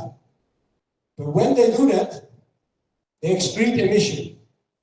So basically, they fart. They fart a lot. That is methane excretion, which is very bad for our ozone layer. So every time a cow eats, he actually decreases the ozone layer. And at some stage, our ozone layer will not be strong enough, and then the sunlight will actually become too hot for Mother Earth. Now you already see, I think, in this area, 50 degrees Celsius sometimes it can come. If ozone layer decreases further, our Mother Earth will become too hot for us human beings to live. They have to build huge refrigerators for people to live. That's not sustainable. That means that if we are not working on reducing reducing climate change, we will have a serious problem in the future. So there's a lot of challenges that we are facing. And what we see is that in Europe, there's a lot of pressure on everybody in the value chain to start thinking about it. So you know what a value chain is? For instance, if you go to the daba that the professor was talking about, before the food reaches the daba, it has been produced on land by a farmer. The farmer, he has produced the crops. The crops go to a factory to make biscuits, for instance, out of it. This biscuit goes to the shop or to the retailer to sell. That's the value chain of any company. And in this value chain, a lot of people are asking about sustainability. What is your company doing to reduce climate change? In Europe, everybody talks about sustainability. Everyone. Because we feel the need to do something about climate change, because we are really concerned. If there's 10 billion people on this earth, will we survive? And it will not be our generation. I will be already with our Holy Father long term, but also you. But your generations, your next children, they will face that earth that we cannot live on. We cannot feed the people. It's going to be too hot. There's going to be no water. There's going to be no shelter. And then, of course, the whole thing about wars everywhere in the world, Ukraine and Russia, Israel and Palestine, even, tensions sometimes between India and Pakistan also don't help. That will already cause a lot of mishap and cruelty. But if we don't do something about our climate together, it's going to work. And what I find, I love India. It's in my heart. I was born in Bangladesh. My father was one of the first to go to Bangladesh. So I come from this part. I feel it in my heart. What is really worrying to me is that I see too much waste on the streets. I see plastic. I see bottles. I see people, also younger people, just throwing on the floor, out of the window, leaving it in the riverbeds. In my country, I have 4 waste bins. I put my plastic in one waste bin.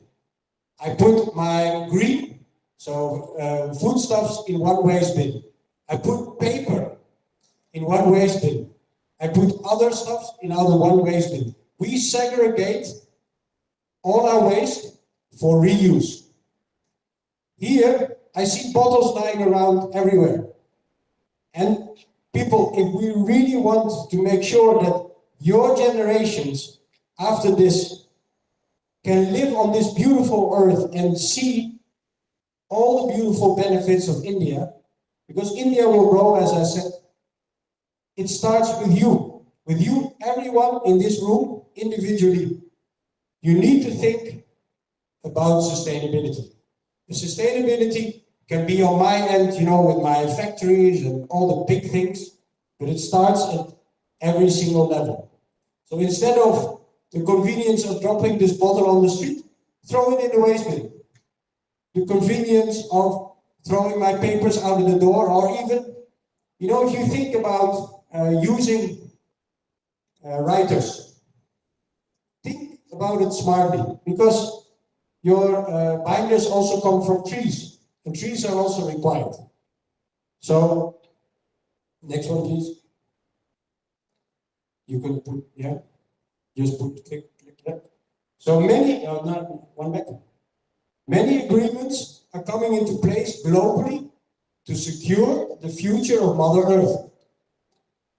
This global Paris Agreement, which was set in 2015, is saying we strive everywhere in the world that planet Earth comes only maximum 2 degrees higher in temperature. Because now, look at India, 50 degrees in your area.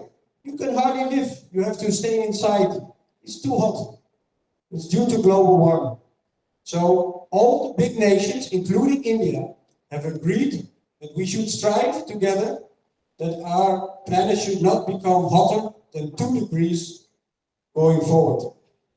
We also don't want all these green gas emissions, so the excretion of methane, all the dirty polluting factories, the cars that burn fuel who don't have good catalyzers. So in my country, there's a lot of electrical cars. People don't use gasoline anymore, because also gasoline is causing a lot of dirt and pollution.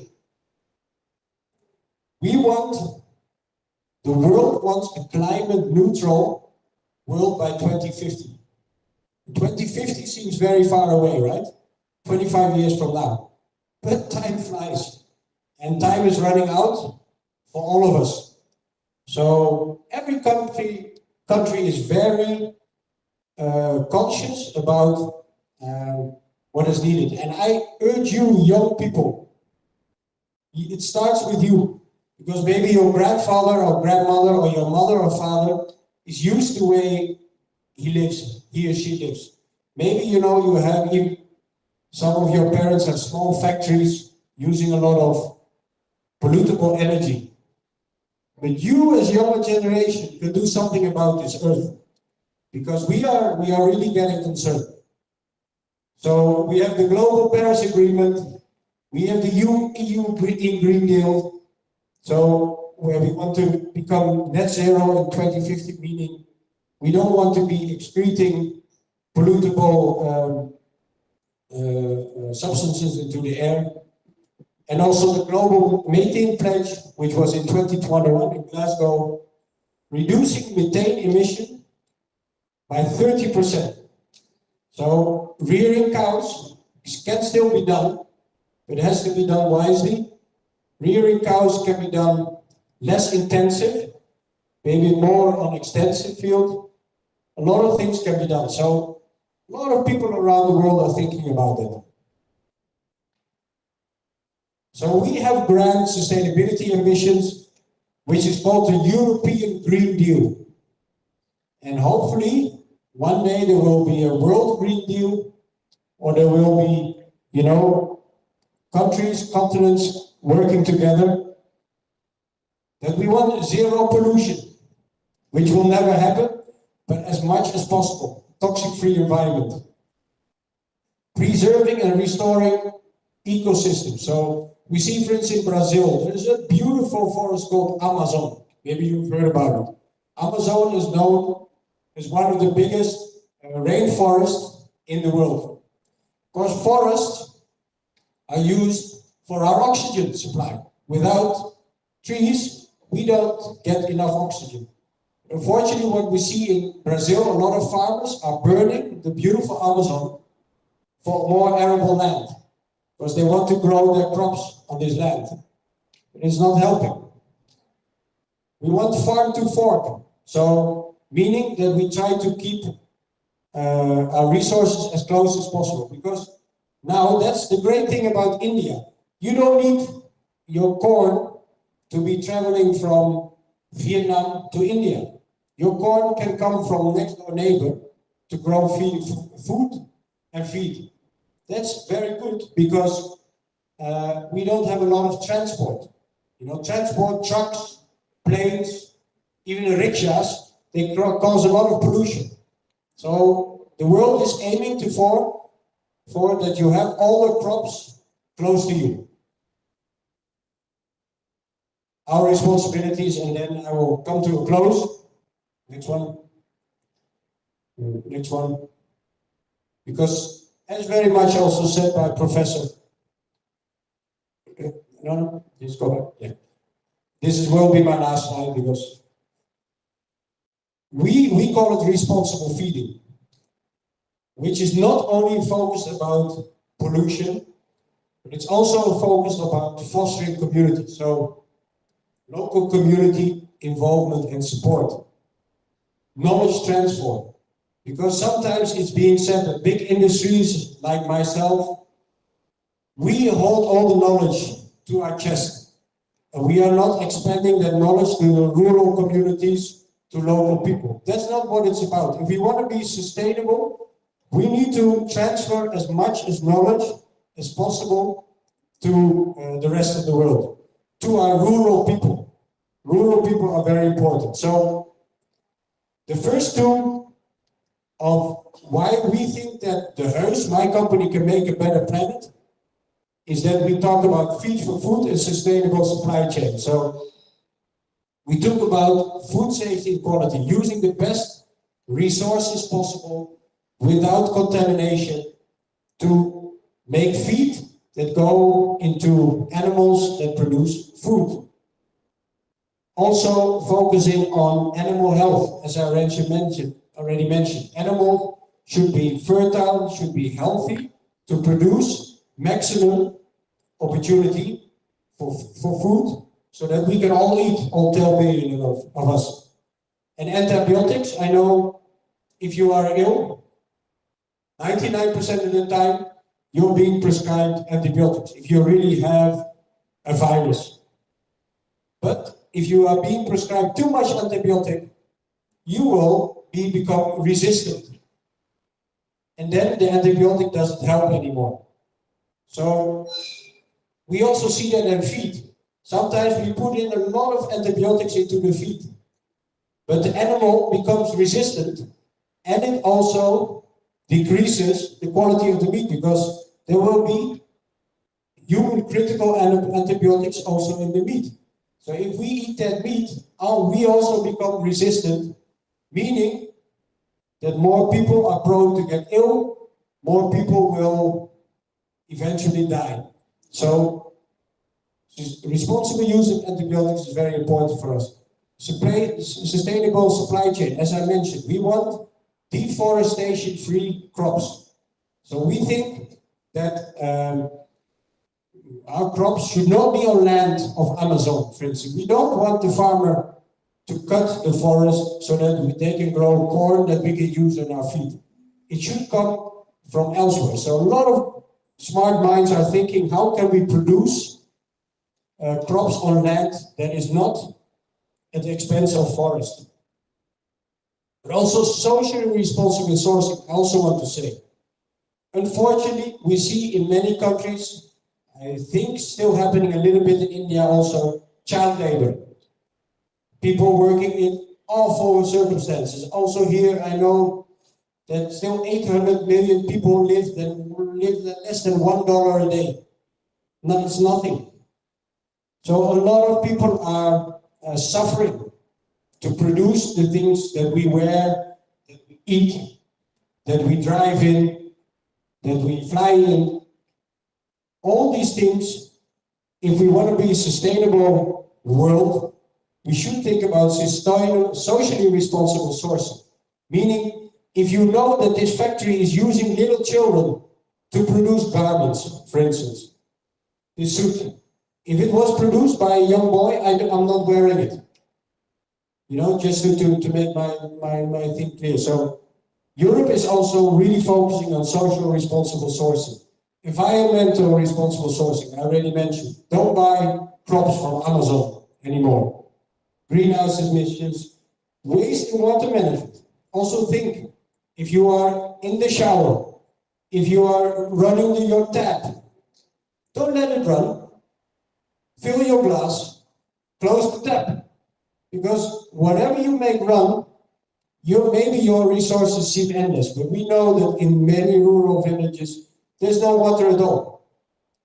We need to be very mindful of what the resources this beautiful planet has, because the resources are becoming less and less.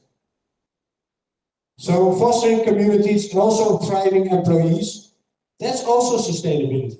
You know, I started, I don't know, 1 hour ago, talking about what it takes to be an entrepreneur and you distinguish yourself. But I see also in many industries that women, all of you, have less opportunity. You are maybe in mind smarter than a man. I know my 4 ladies at home, they're much smarter than me. But in many communities, men are being perceived dominant, stronger. No, nonsense. I wish for a world where there's 100% equality on capabilities and that people get equal opportunities. And that's what our company is also striving for. So we want diversity, equity, and inclusion. So my industry is very male dominated. When we have salespeople going to farms, 99% of the people are men. But in our back office, we can use good financials, we can use good marketeers, we can use good quality people. We can use so many people. I want them to be women, because I think you can bring so much to the table. So, this is closing my remarks. I already said to the doctor this morning, if you want me, I can talk about it all day, but that will certainly frustrate your program a little bit.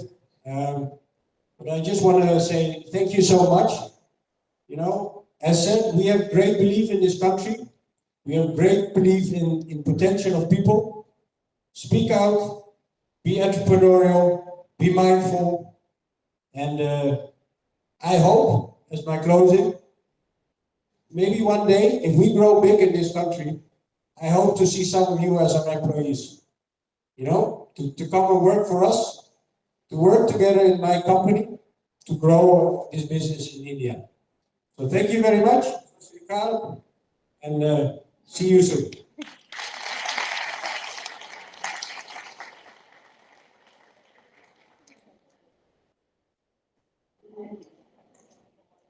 Thanks a lot, sir. Your talk was indeed enlightening, and your concept of diversity, inclusion, equity, India, I guess, is a role model, and our college over here, you will see these principles working very finely. Thank you, sir. And before inviting our next resource person, I request all the teachers who wish to present their paper to move to seminar hall. I have a second list of teachers with me. I will announce their names if they're sitting in the auditorium. Please move on to the seminar hall to present your respective papers. Pooja, Rohila Rani, Rahul, Dr. Aarti Singh and Punal Bharti, Tisha, Bhavya, Ms. Surabhi Gupta, Ms. Nishi, Dr. Anju Devi, Ms. Rita, Ms. Ria, Ms. Anuradha, Raghav Bansal, Ms. Neha Sharma, Ms. Ramanpreet, Ms. Shivani, and Dr. Vinay Chande. You all are requested to move to seminar hall to present your papers. In case you do not know the location of the hall, our student volunteers can guide you there. Time to invite our next resource person on stage.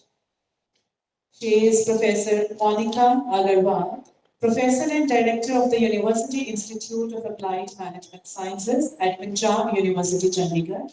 She received research fellowships from UTC New Delhi as well as Dr. S. Radhakrishnan Postdoctoral Research Fellowship, Finance, Skilling Entrepreneurship and Project Management are her interest areas. She has written over 50 research papers, case studies, and review papers, and has presented her research at various national and international seminars. We look forward to learn from her area of expertise today. Thank you.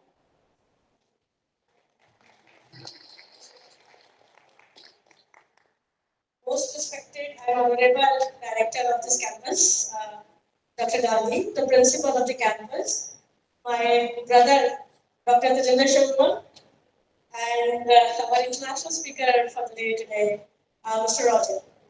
Dear students and colleagues, very good afternoon to all of you, and thank you so much for giving me this opportunity to interact with you. I know it is really tough to speak after Dr. Sharma, after his power-packed lecture on entrepreneurship and the motivation that he has given and the way the students interacted with him. I think that's really amazing. And this seminar has also given me an opportunity to learn from our dear fellow speaker, Mr. Roger, that how a company is working for a sustainability.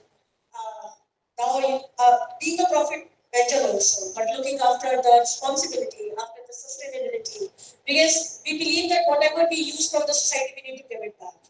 So I think that's where your contribution is. So I believe that both the speakers deserve a big round of applause.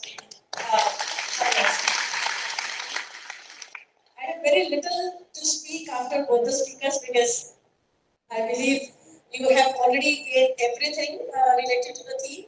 But I just want to highlight a couple of the things that are happening in this part of the country, in this part of the world, that is India. If you see our budgets, the union budget that was presented in 2023 and most recently and midterm reviews, and the government initiative, sustainability को लेके आ रहा है, so there is an ecosystem. Ecosystem comprises of the role of government. It also comprises of the industry, the way the industry is helping in bringing the sustainability, and the society, where you and we are the part, where your institution is a part. So, if I start with the role of government, many initiatives have been taken. I believe you must be aware of EVs, electrical vehicles. Have you seen any EV car on the roads? लेकिन जो आपके पास गाड़ी है वो कौन सी है? Petrol, diesel. अभी भी न्यू कार लेने जाते हो तो क्या सोचते हो? ईवी लेना है नहीं लेना है? है ना, thought आता है ना.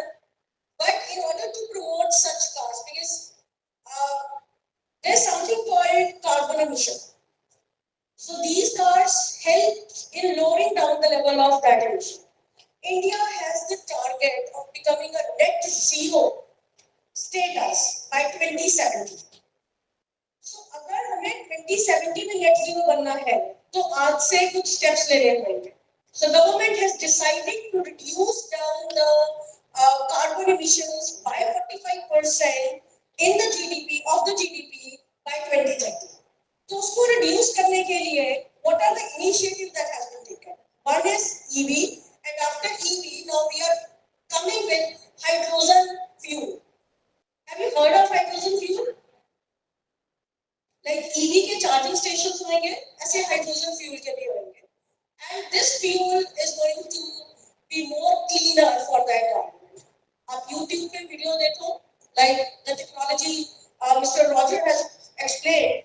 So there are numerous videos on YouTube that how hydrogen fuel is going to help in achieving the clean environment and bringing sustainability. So that is where the government is striving to, the country is striving to, and lot of companies have already started their ventures into hydrogen fuel.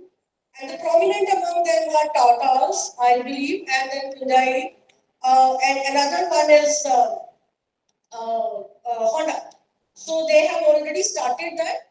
Reliance Industries have started into this hydrogen fuel production type of thing. So this is one segment, producing the hydrogen fuel. And another venture that is going on is what we call Govardhan. Like Mr. Roger has talked about, he has shown the picture of cows. They are preparing feed, the fodder for the cows, which is going to help them in the reproductive and strengthening their efficiency.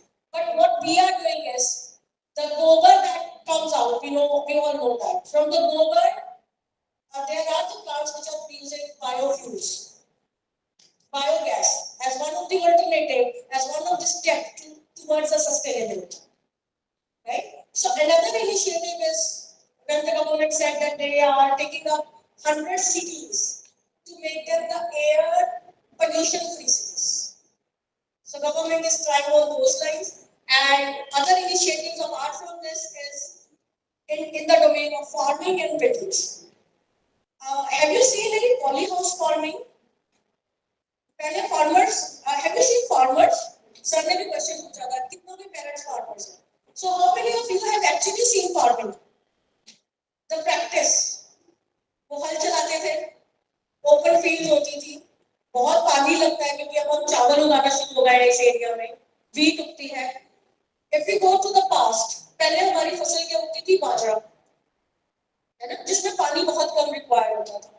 तो चावल में पानी ज्यादा required होता है. So we like the focus is to shift back to the original produce that was expected, and particularly in this area, Haryana, Punjab, and Himachal. So we are going back to the roots. You must have heard of millets. Have you heard of millets? Bajra, उसकी रोटी हम शुरू से खाते थे. But now we say that we are a millet lover or we are using millets. We are eating millets because it is a status symbol. It is a fancy word. पहले यही बाजरे की रोटियां खाते थे. आप क्या अपने दादा दादी से पूछना, they know everything about millets, and they know every recipe that can be prepared using millets. But now the younger generation, because there is a best effect, still a best effect on all of us. So when West says millet is good, we say millet is good. Don't be tell me if I am wrong. कहते कि नहीं?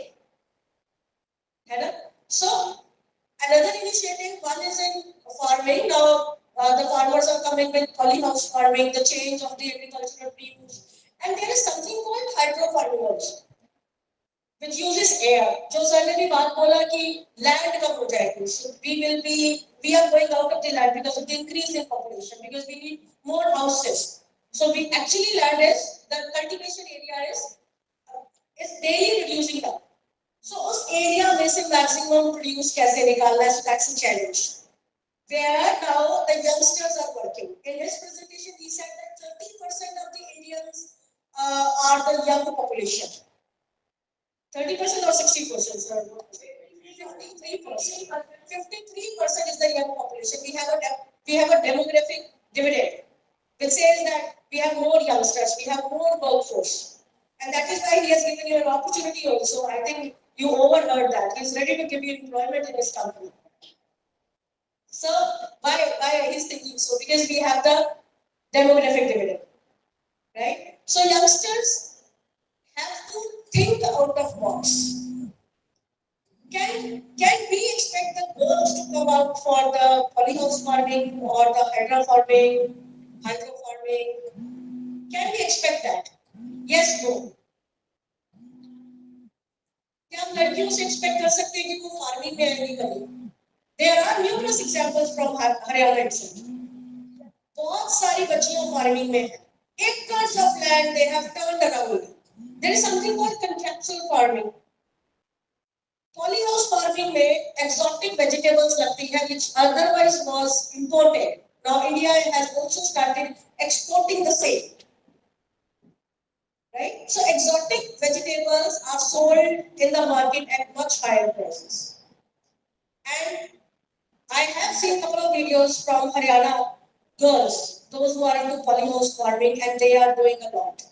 People have started taking agricultural lands on these days where the polyhouses are established and the exotic vegetables are produced, and they are into contractual farming means whenever you start growing the farm, it is already sold in the market. There are contracts with the companies. तो आपको बेचने की tension नहीं है कि मेरा product बिकेगा कि नहीं बिकेगा.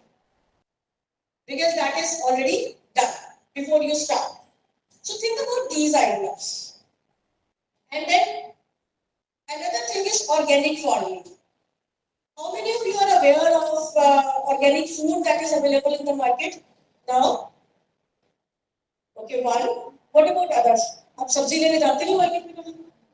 जाते हैं? वहाँ पे देखते हैं लिखा होता है ग्रीन एरिया में ऑर्गेनिक वेजिटेबल्स और एक में नॉर्मल वेजिटेबल्स पड़ी होती है. Have you seen that? जो नॉर्मल वेजिटेबल्स होती है आपको पता है कि पेस्टिसाइड्स डालते हैं, केमिकल होता है, हम उसको धो के इस्तेमाल करते हैं. On the other side, there is something called organic vegetables, wherein we do not use any chemical. वहाँ पे हम क्या यूज करते हैं? Sorry? Organic fertilizers. और उसको हम क्या बोलते हैं जिसमें हम वर्मी कंपोस्ट जो बैग्स बनाते हैं, वो जो सॉइल होता है, वो जो निकलता है वर्मी कंपोस्ट, उसको हम फार्म्स में डालते हैं और वहां से लिक्विड भी वही यूज करते हैं. And we have also started with drip farming to save on the water and vertical farming. Right? थोड़ी जमीन पे ज्यादा प्रोडक्शन के लिए. और एक और बड़ी अमेजिंग बात है हरियाणा की, लोगों ने यहाँ पे केसर उगाना शुरू कर दिया. केसर was something which was available only in Kashmir, but now people are producing kesar in Haryana, in Chandigarh, in Punjab. There are apple orchards in Punjab. A university has already into apple orchards, and they are giving training on how apple can be grown in Punjab. So what is this? This is innovation. This is coming back to your roots. This is using the maximum out of the soil in a sustainable manner, because you are not using chemical anymore. And believe me, it takes 3 years to convert a chemical land into an organic land. मैंने छोटा सा form खरीदा था inspire होके. मैंने went to national dairy board of Gujarat, Amul के साथ है जो. So they are into artificial intelligence, use of artificial intelligence in order to improve the efficiency and productivity of the animals. Those animals which are used in the farmlands. तो वो लोग AI technology का adopt करते हैं, right? So the way they are, growing the things, and the farmer houses are no less than any 4 canal or 6 canal house with all the luxury facilities. You won't believe if you visit Anand, a district in Gujarat, which is converted into luxurious city now. But still, you will see the buffaloes and cows outside every house. They are into milk selling only, but the way they are selling the milk is different. So when Mr. Roger talked about the supply chain, the value chain, it is about bringing sustainability into the same value chain which you are following, but in a way that the efficiency improves a lot. Another initiative that is there in India is about sustainable buildings, the self-sustainable buildings. Whatever water you use, that water will be regenerated, and your farms, your small gardens, kitchen gardens will be, watered using the same water that you generally throw. जो आपके simple drainage में चले जाता है, उसी water को आपने regenerate करना है towards the lawns, so as to water your lawns or water your kitchen gardens. How many of you have kitchen garden at your places? Please raise your hands. कितने बच्चों के पास किचन गार्डन है? Okay, नहीं, गमले रखे हैं घरों में, गमले, उसमें क्या उगाते हैं? फ्लावर्स. क्या कभी आपने सोचा उसमें धनिया, मेथी, हरी मिर्ची, टमाटर, नींबू ये सब भी उगाए जा सकते हैं?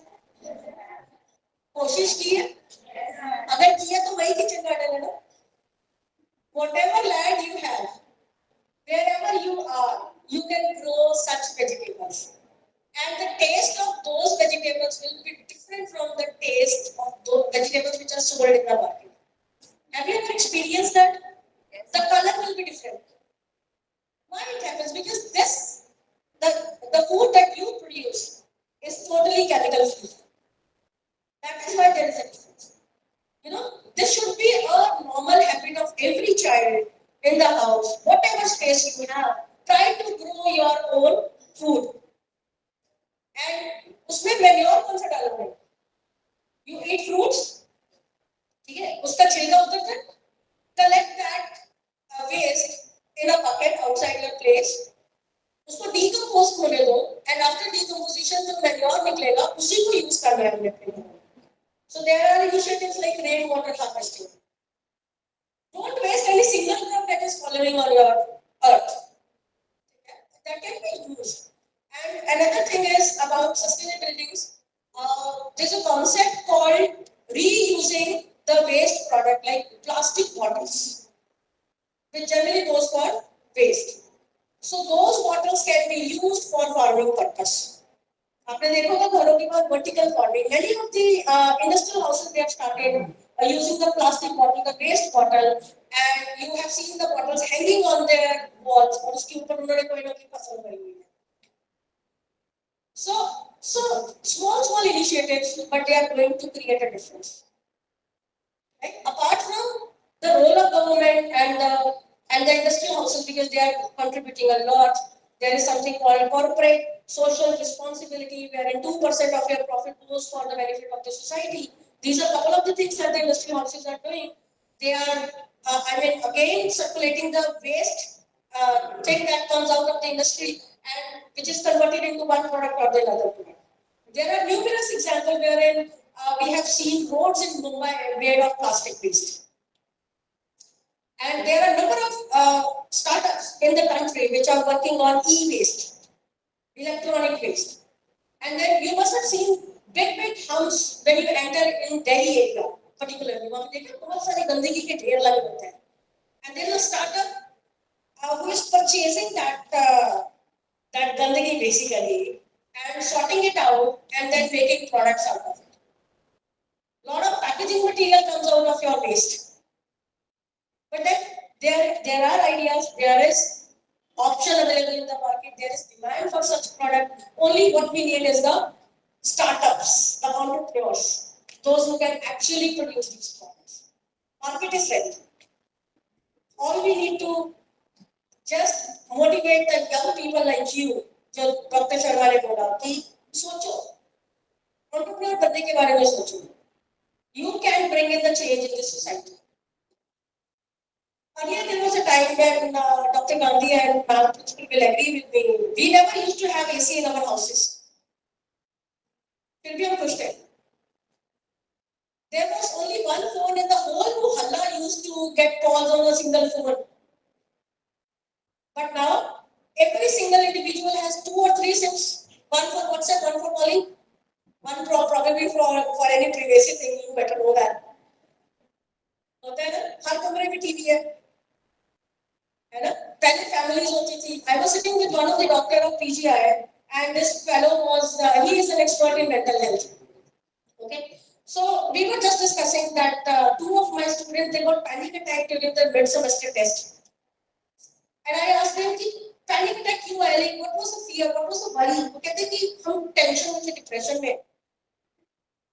I mean, a young person like you, 18 years, 20 years old, आपको depression किस चीज का है? So where it comes from? It comes from this polluted environment. And there was a time when children used to play out. Now no one goes out because you don't have time. Have you ever realized where is the time? What time gaya kahan? We used to have enough time to play cricket, to play footballs, and then to do work. And then people of our generation, they are CXOs. In India, in America, in Canada, you see every person sitting at a high position will be in India. That is the contribution of India to the entire world. But where the time has gone now? आप college आते हो, college से घर जाते हो ना? इसके अलावा कुछ करते हो? Do you work in the evening? नहीं, फिर भी टाइम नहीं होता, फिर भी हम टेंशन में, डिप्रेशन में टाइम नहीं है. कहाँ गया वो time? It is in your mobile. The mobile has internet, the Snapchat, Insta, Facebook. I mean, every morning you wake up and you take your mobile out of your pillow. Pillow के नीचे रखा होता है ना, कि किसी का message ना आ जाए रात को. I mean, the people who are running the entire pillow. कि रात को भी मैसेज आ जाए, तो मोबाइल अपने पास रख के सो. And the first thing you do in the morning is to check the likes on your Facebook. Why we are making others happy? Or why we are happy when others say कि वाह कितने likes हो गए? Have you ever tried to look at your siblings or your family जो कहते हैं कि वाह बेटी यार बड़ी सुंदर लग रही है? No, we are running out of the family. We are running into the nuclear system. We are running into the system where we are pleasing others. I particularly like one of the first slide of Mr. Roger when he showed the picture of his family. He said we are together till date, and hopefully we will be together in upcoming time period. And family was the first thing in India. There was a concept called Vasudev Kutumbakam, wherein we treat the entire globe as a family. So we have to go back to the roots in order to bring sustainability. So when you leave your classroom, आप में से कितने बच्चे ऐसे हैं, honestly बताना, जो पंखा बंद करके निकलते हो, AC बंद करके निकलते हो, लाइट्स बंद करके निकलते हो? Very good. घर से भी निकलते हो आते हो कि मम्मा का काम करेंगी मैं? Only few. देखो आधे से लोग बाहर निकल जाते हैं. That is our responsibility to save electricity. We cannot generate hydrogen fuel sitting in this hall or sitting at our places, but we can help in saving the energy. We can think out of the box. We can come with new ideas. And there is an amazing call for a research proposal by the ICSSR, Indian Council for Social Sciences Research, on Viksit at the rate 2047. Viksit Bharat at the rate 2047. And they have encouraged academicians to apply for innovative projects in almost every domain. Right? So, and all the students are free to talk to the authorities during the various programs and whenever they call youngsters to come and meet the policy makers so that the appropriate policy required by the young India can be made. So we all need to stand up, get motivated, encouraged enough to start our own sustainable enterprises. And this is not something new. I have just noted a couple of the things I'll read for you. The one thing is chapter 3 and 4 of Bhagavad Gita. It says that when Prajapati created Praja, means humans and other organisms, he also created Yajna. Have you heard of this thing? Prajapati, the god. Praja means people like you and me and animals and all other living organisms. Right? So when he created that, उन्होंने एक यजना करके बनाया, एक शब्द बनाया यजना. And what this yajna says? It says by honoring the principle of yajanas, the living being can melt their their cause of desires. Whatever you think you want to achieve, वो आप कर सकते हो अगर आप principles of yajna follow करो. And it talks about sacrifice. If you see every mantra, it ends with Namam. So what it means? It means that it is not for me, it is yours. मेरा कुछ नहीं है. अगर मेरा कुछ नहीं है, why am I polluting the things? You know, and it talks about 5 basic yajanas. The first one is Bhuta Yajna, which talks about ecological side of things. And Gita is not written now. It is not written 2000 years back. We don't know when it was written. And the same thing is available in Rig Veda, which is there millions of years ago in the system. But we have forgot. So the second yajna it talks about is the Manushya Yajna, which says that help the poor and needy people. Wherein the concept of corporate social responsibility has been coined. It says that respect the unexpected guest that comes to your house. उसको देख के ना मत्थे पे वो चूड़ियां नहीं डालनी, उसकी इज्जत करने की कोई आया है ना? Because that creates the love, and where there is love, there is prosperity. कोशिश करके देखो, जितने खुश रहोगे ना उतना prosperous होगे, उतनी satisfaction होगी. And it also talks about Dev Yajna, wherein the entire concept of this conference is attached to. So there are 5 basic elements. Can anyone tell me the 5 basic elements? What are the 5 basic elements? Space, earth, fire, water, air. And the entire sustainability thing talks about these 5 elements, which has already been mentioned in whatever we read and we hear since morning till night. And then it talks about Pita Yajna, respecting your Purvat, because they have given you the earth to live in, the shape where it is today. So what will your offspring consider? Will they ever go in for Pitra Yajna? वो कहेंगे हमारे parents क्या छोड़ के चले गए हमारे लिए? We cannot even breathe. That is why we need to respect the environment. That is why we need to honor whatever is given by this beautiful earth. And then there is a Brahmi Yajna. Respect your teachers, your gurus. The guru says, believe in sustainability and follow the rules. The child has to follow the rules. Because this is the demand of the humanity or the principle of living. Okay? And then I have also quoted some of the verses from Guru Granth Sahib. Why I am telling you these things? Because this is not something like if we made a policy and then you follow. This is something which is very much in our system. Now you tell me what are the 3 pillars of Sikhism?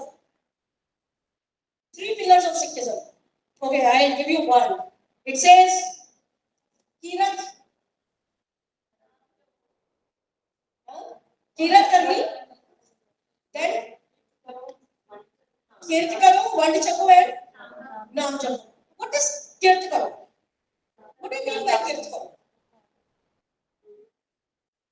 काम करो, honestly भी, honestly काम करो, वही नहीं कहते कुछ भी काम करो, कह रहे हैं कि honestly काम करो. And what is honesty? A very difficult question to be answered. Ethics, moral, values, rules. Honesty. Use the social available natural resources honestly so that there is no need of such conferences. Had it been used honestly, there should have been no talks. We would not have been sitting like this today. अगर हमने उसको honestly use किया होता, honestly अपना काम किया होता. Natural resources has been used, products have been produced, profits have been earned, and then leave it where it is. There would have been no need of tree plantation drives that we are doing today. Had we have been honest enough in doing the things, right? And yet शुरू में सिखाया जाता है. Second thing they say is, Vand chako. What is Vand chako? Sharing. Sharing. Sharing whatever you have. Sharing the profits that you have. In terms of developing the society. Sharing your goods with the needy. उसमें कहा है किसी एक book में कहा गया है जिसमें उसने लिखा है कि अगर आपके पास 2 जोड़ी कपड़ा है ना, तो एक उसको दे दो जिसको रिक्वायर्ड है. But what we are doing today, you open the Veena, all the clothes will come on you, and when you have to go to marriage, you will find no single cloth. मेरे पास कुछ है ही नहीं पहनने के लिए. Do we do like that? Yes? है ना, होता है ना? इतने कपड़े फिर भी डोनेट नहीं करते किसी को. So उसको circular economy कैसे आएगी? We worked in one of the projects which was sponsored by the Global Challenge Research Fund of UK. Wherein what we did, we collected the old stuff from every household at Punjab University. We requested all the students to donate their old clothes, and then we cleaned them, washed them properly, and we took it to a village where we motivated a couple of young people to form a self-help group. We created that group with them, and then we started a micro enterprise. So from this old stuff, they prepared designer clothes, designer bags, and every single button and hook that was attached to the old cloth, we took it out. Numerous designs were created, numerous designs. The beautiful bed sheets, the beautiful curtains, we created that out of the waste cloth, and then we helped them in selling those products in the market. Reusing the things, if it can be reused. And we worked in 2 villages. All the women are happy now. From 100 rupees, they are earning around 3,000, 3,500 rupees. Every single girl. They are making chudis. The chudi hoti na, आपकी designer chudi hoti hai, that comes from the old clothes. And the daris. The weaving also comes from the old clothes. उसको काट के वो line बना के उसकी वो daris बनाई जाती है. And these daris are called in the renowned in the society as yoga mats. Cotton wale, which can be washed, and all these can be created. What we need is the youngsters to come forward as a startup. There's something called organic cotton clothes. शुरू में होता था when we used to have the khadi system and the charkha system, we created our own cotton clothes. Now, in today's environment, cotton cloth is the most expensive cloth. Most expensive if you find 100% real cotton. Why? Because everyone is shifting to power loom, which seems to be more fashionable. है ना? उसमें पूरे loom में synthetic होता है, but it is fashionable. That is why we use it. And then it creates skin problems. And with the skin problems, it enter into your brain, and then there are issues like depression. So go back to the society, go back to your roots. And then another thing, one more point I like to highlight here, it says that now the third thing is naam japo. Focus on God. Now God has created everything and He is in everything. God has created everything and the God is everything.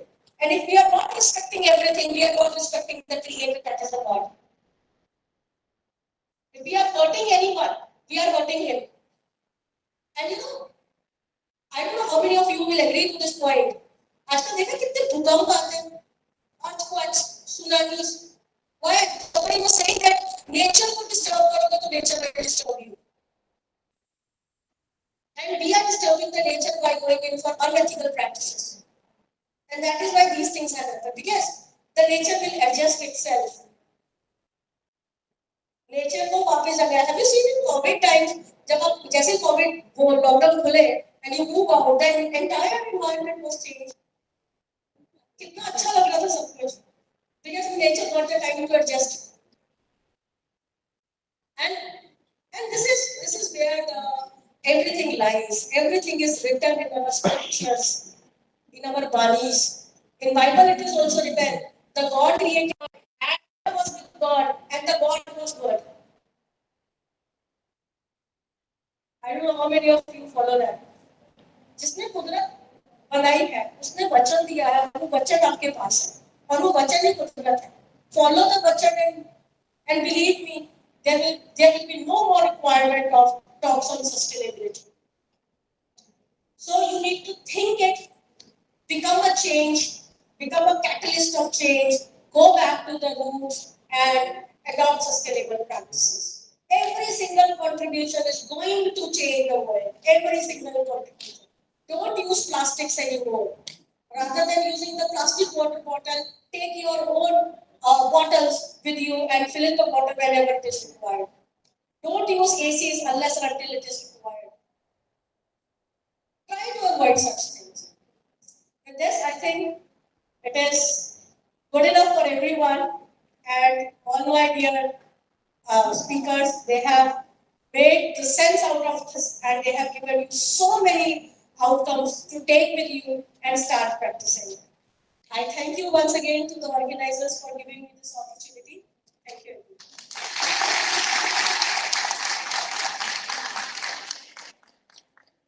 Thank you very much, ma'am. It was indeed a very interesting lecture. And you have once again shown that the wisdom lies very close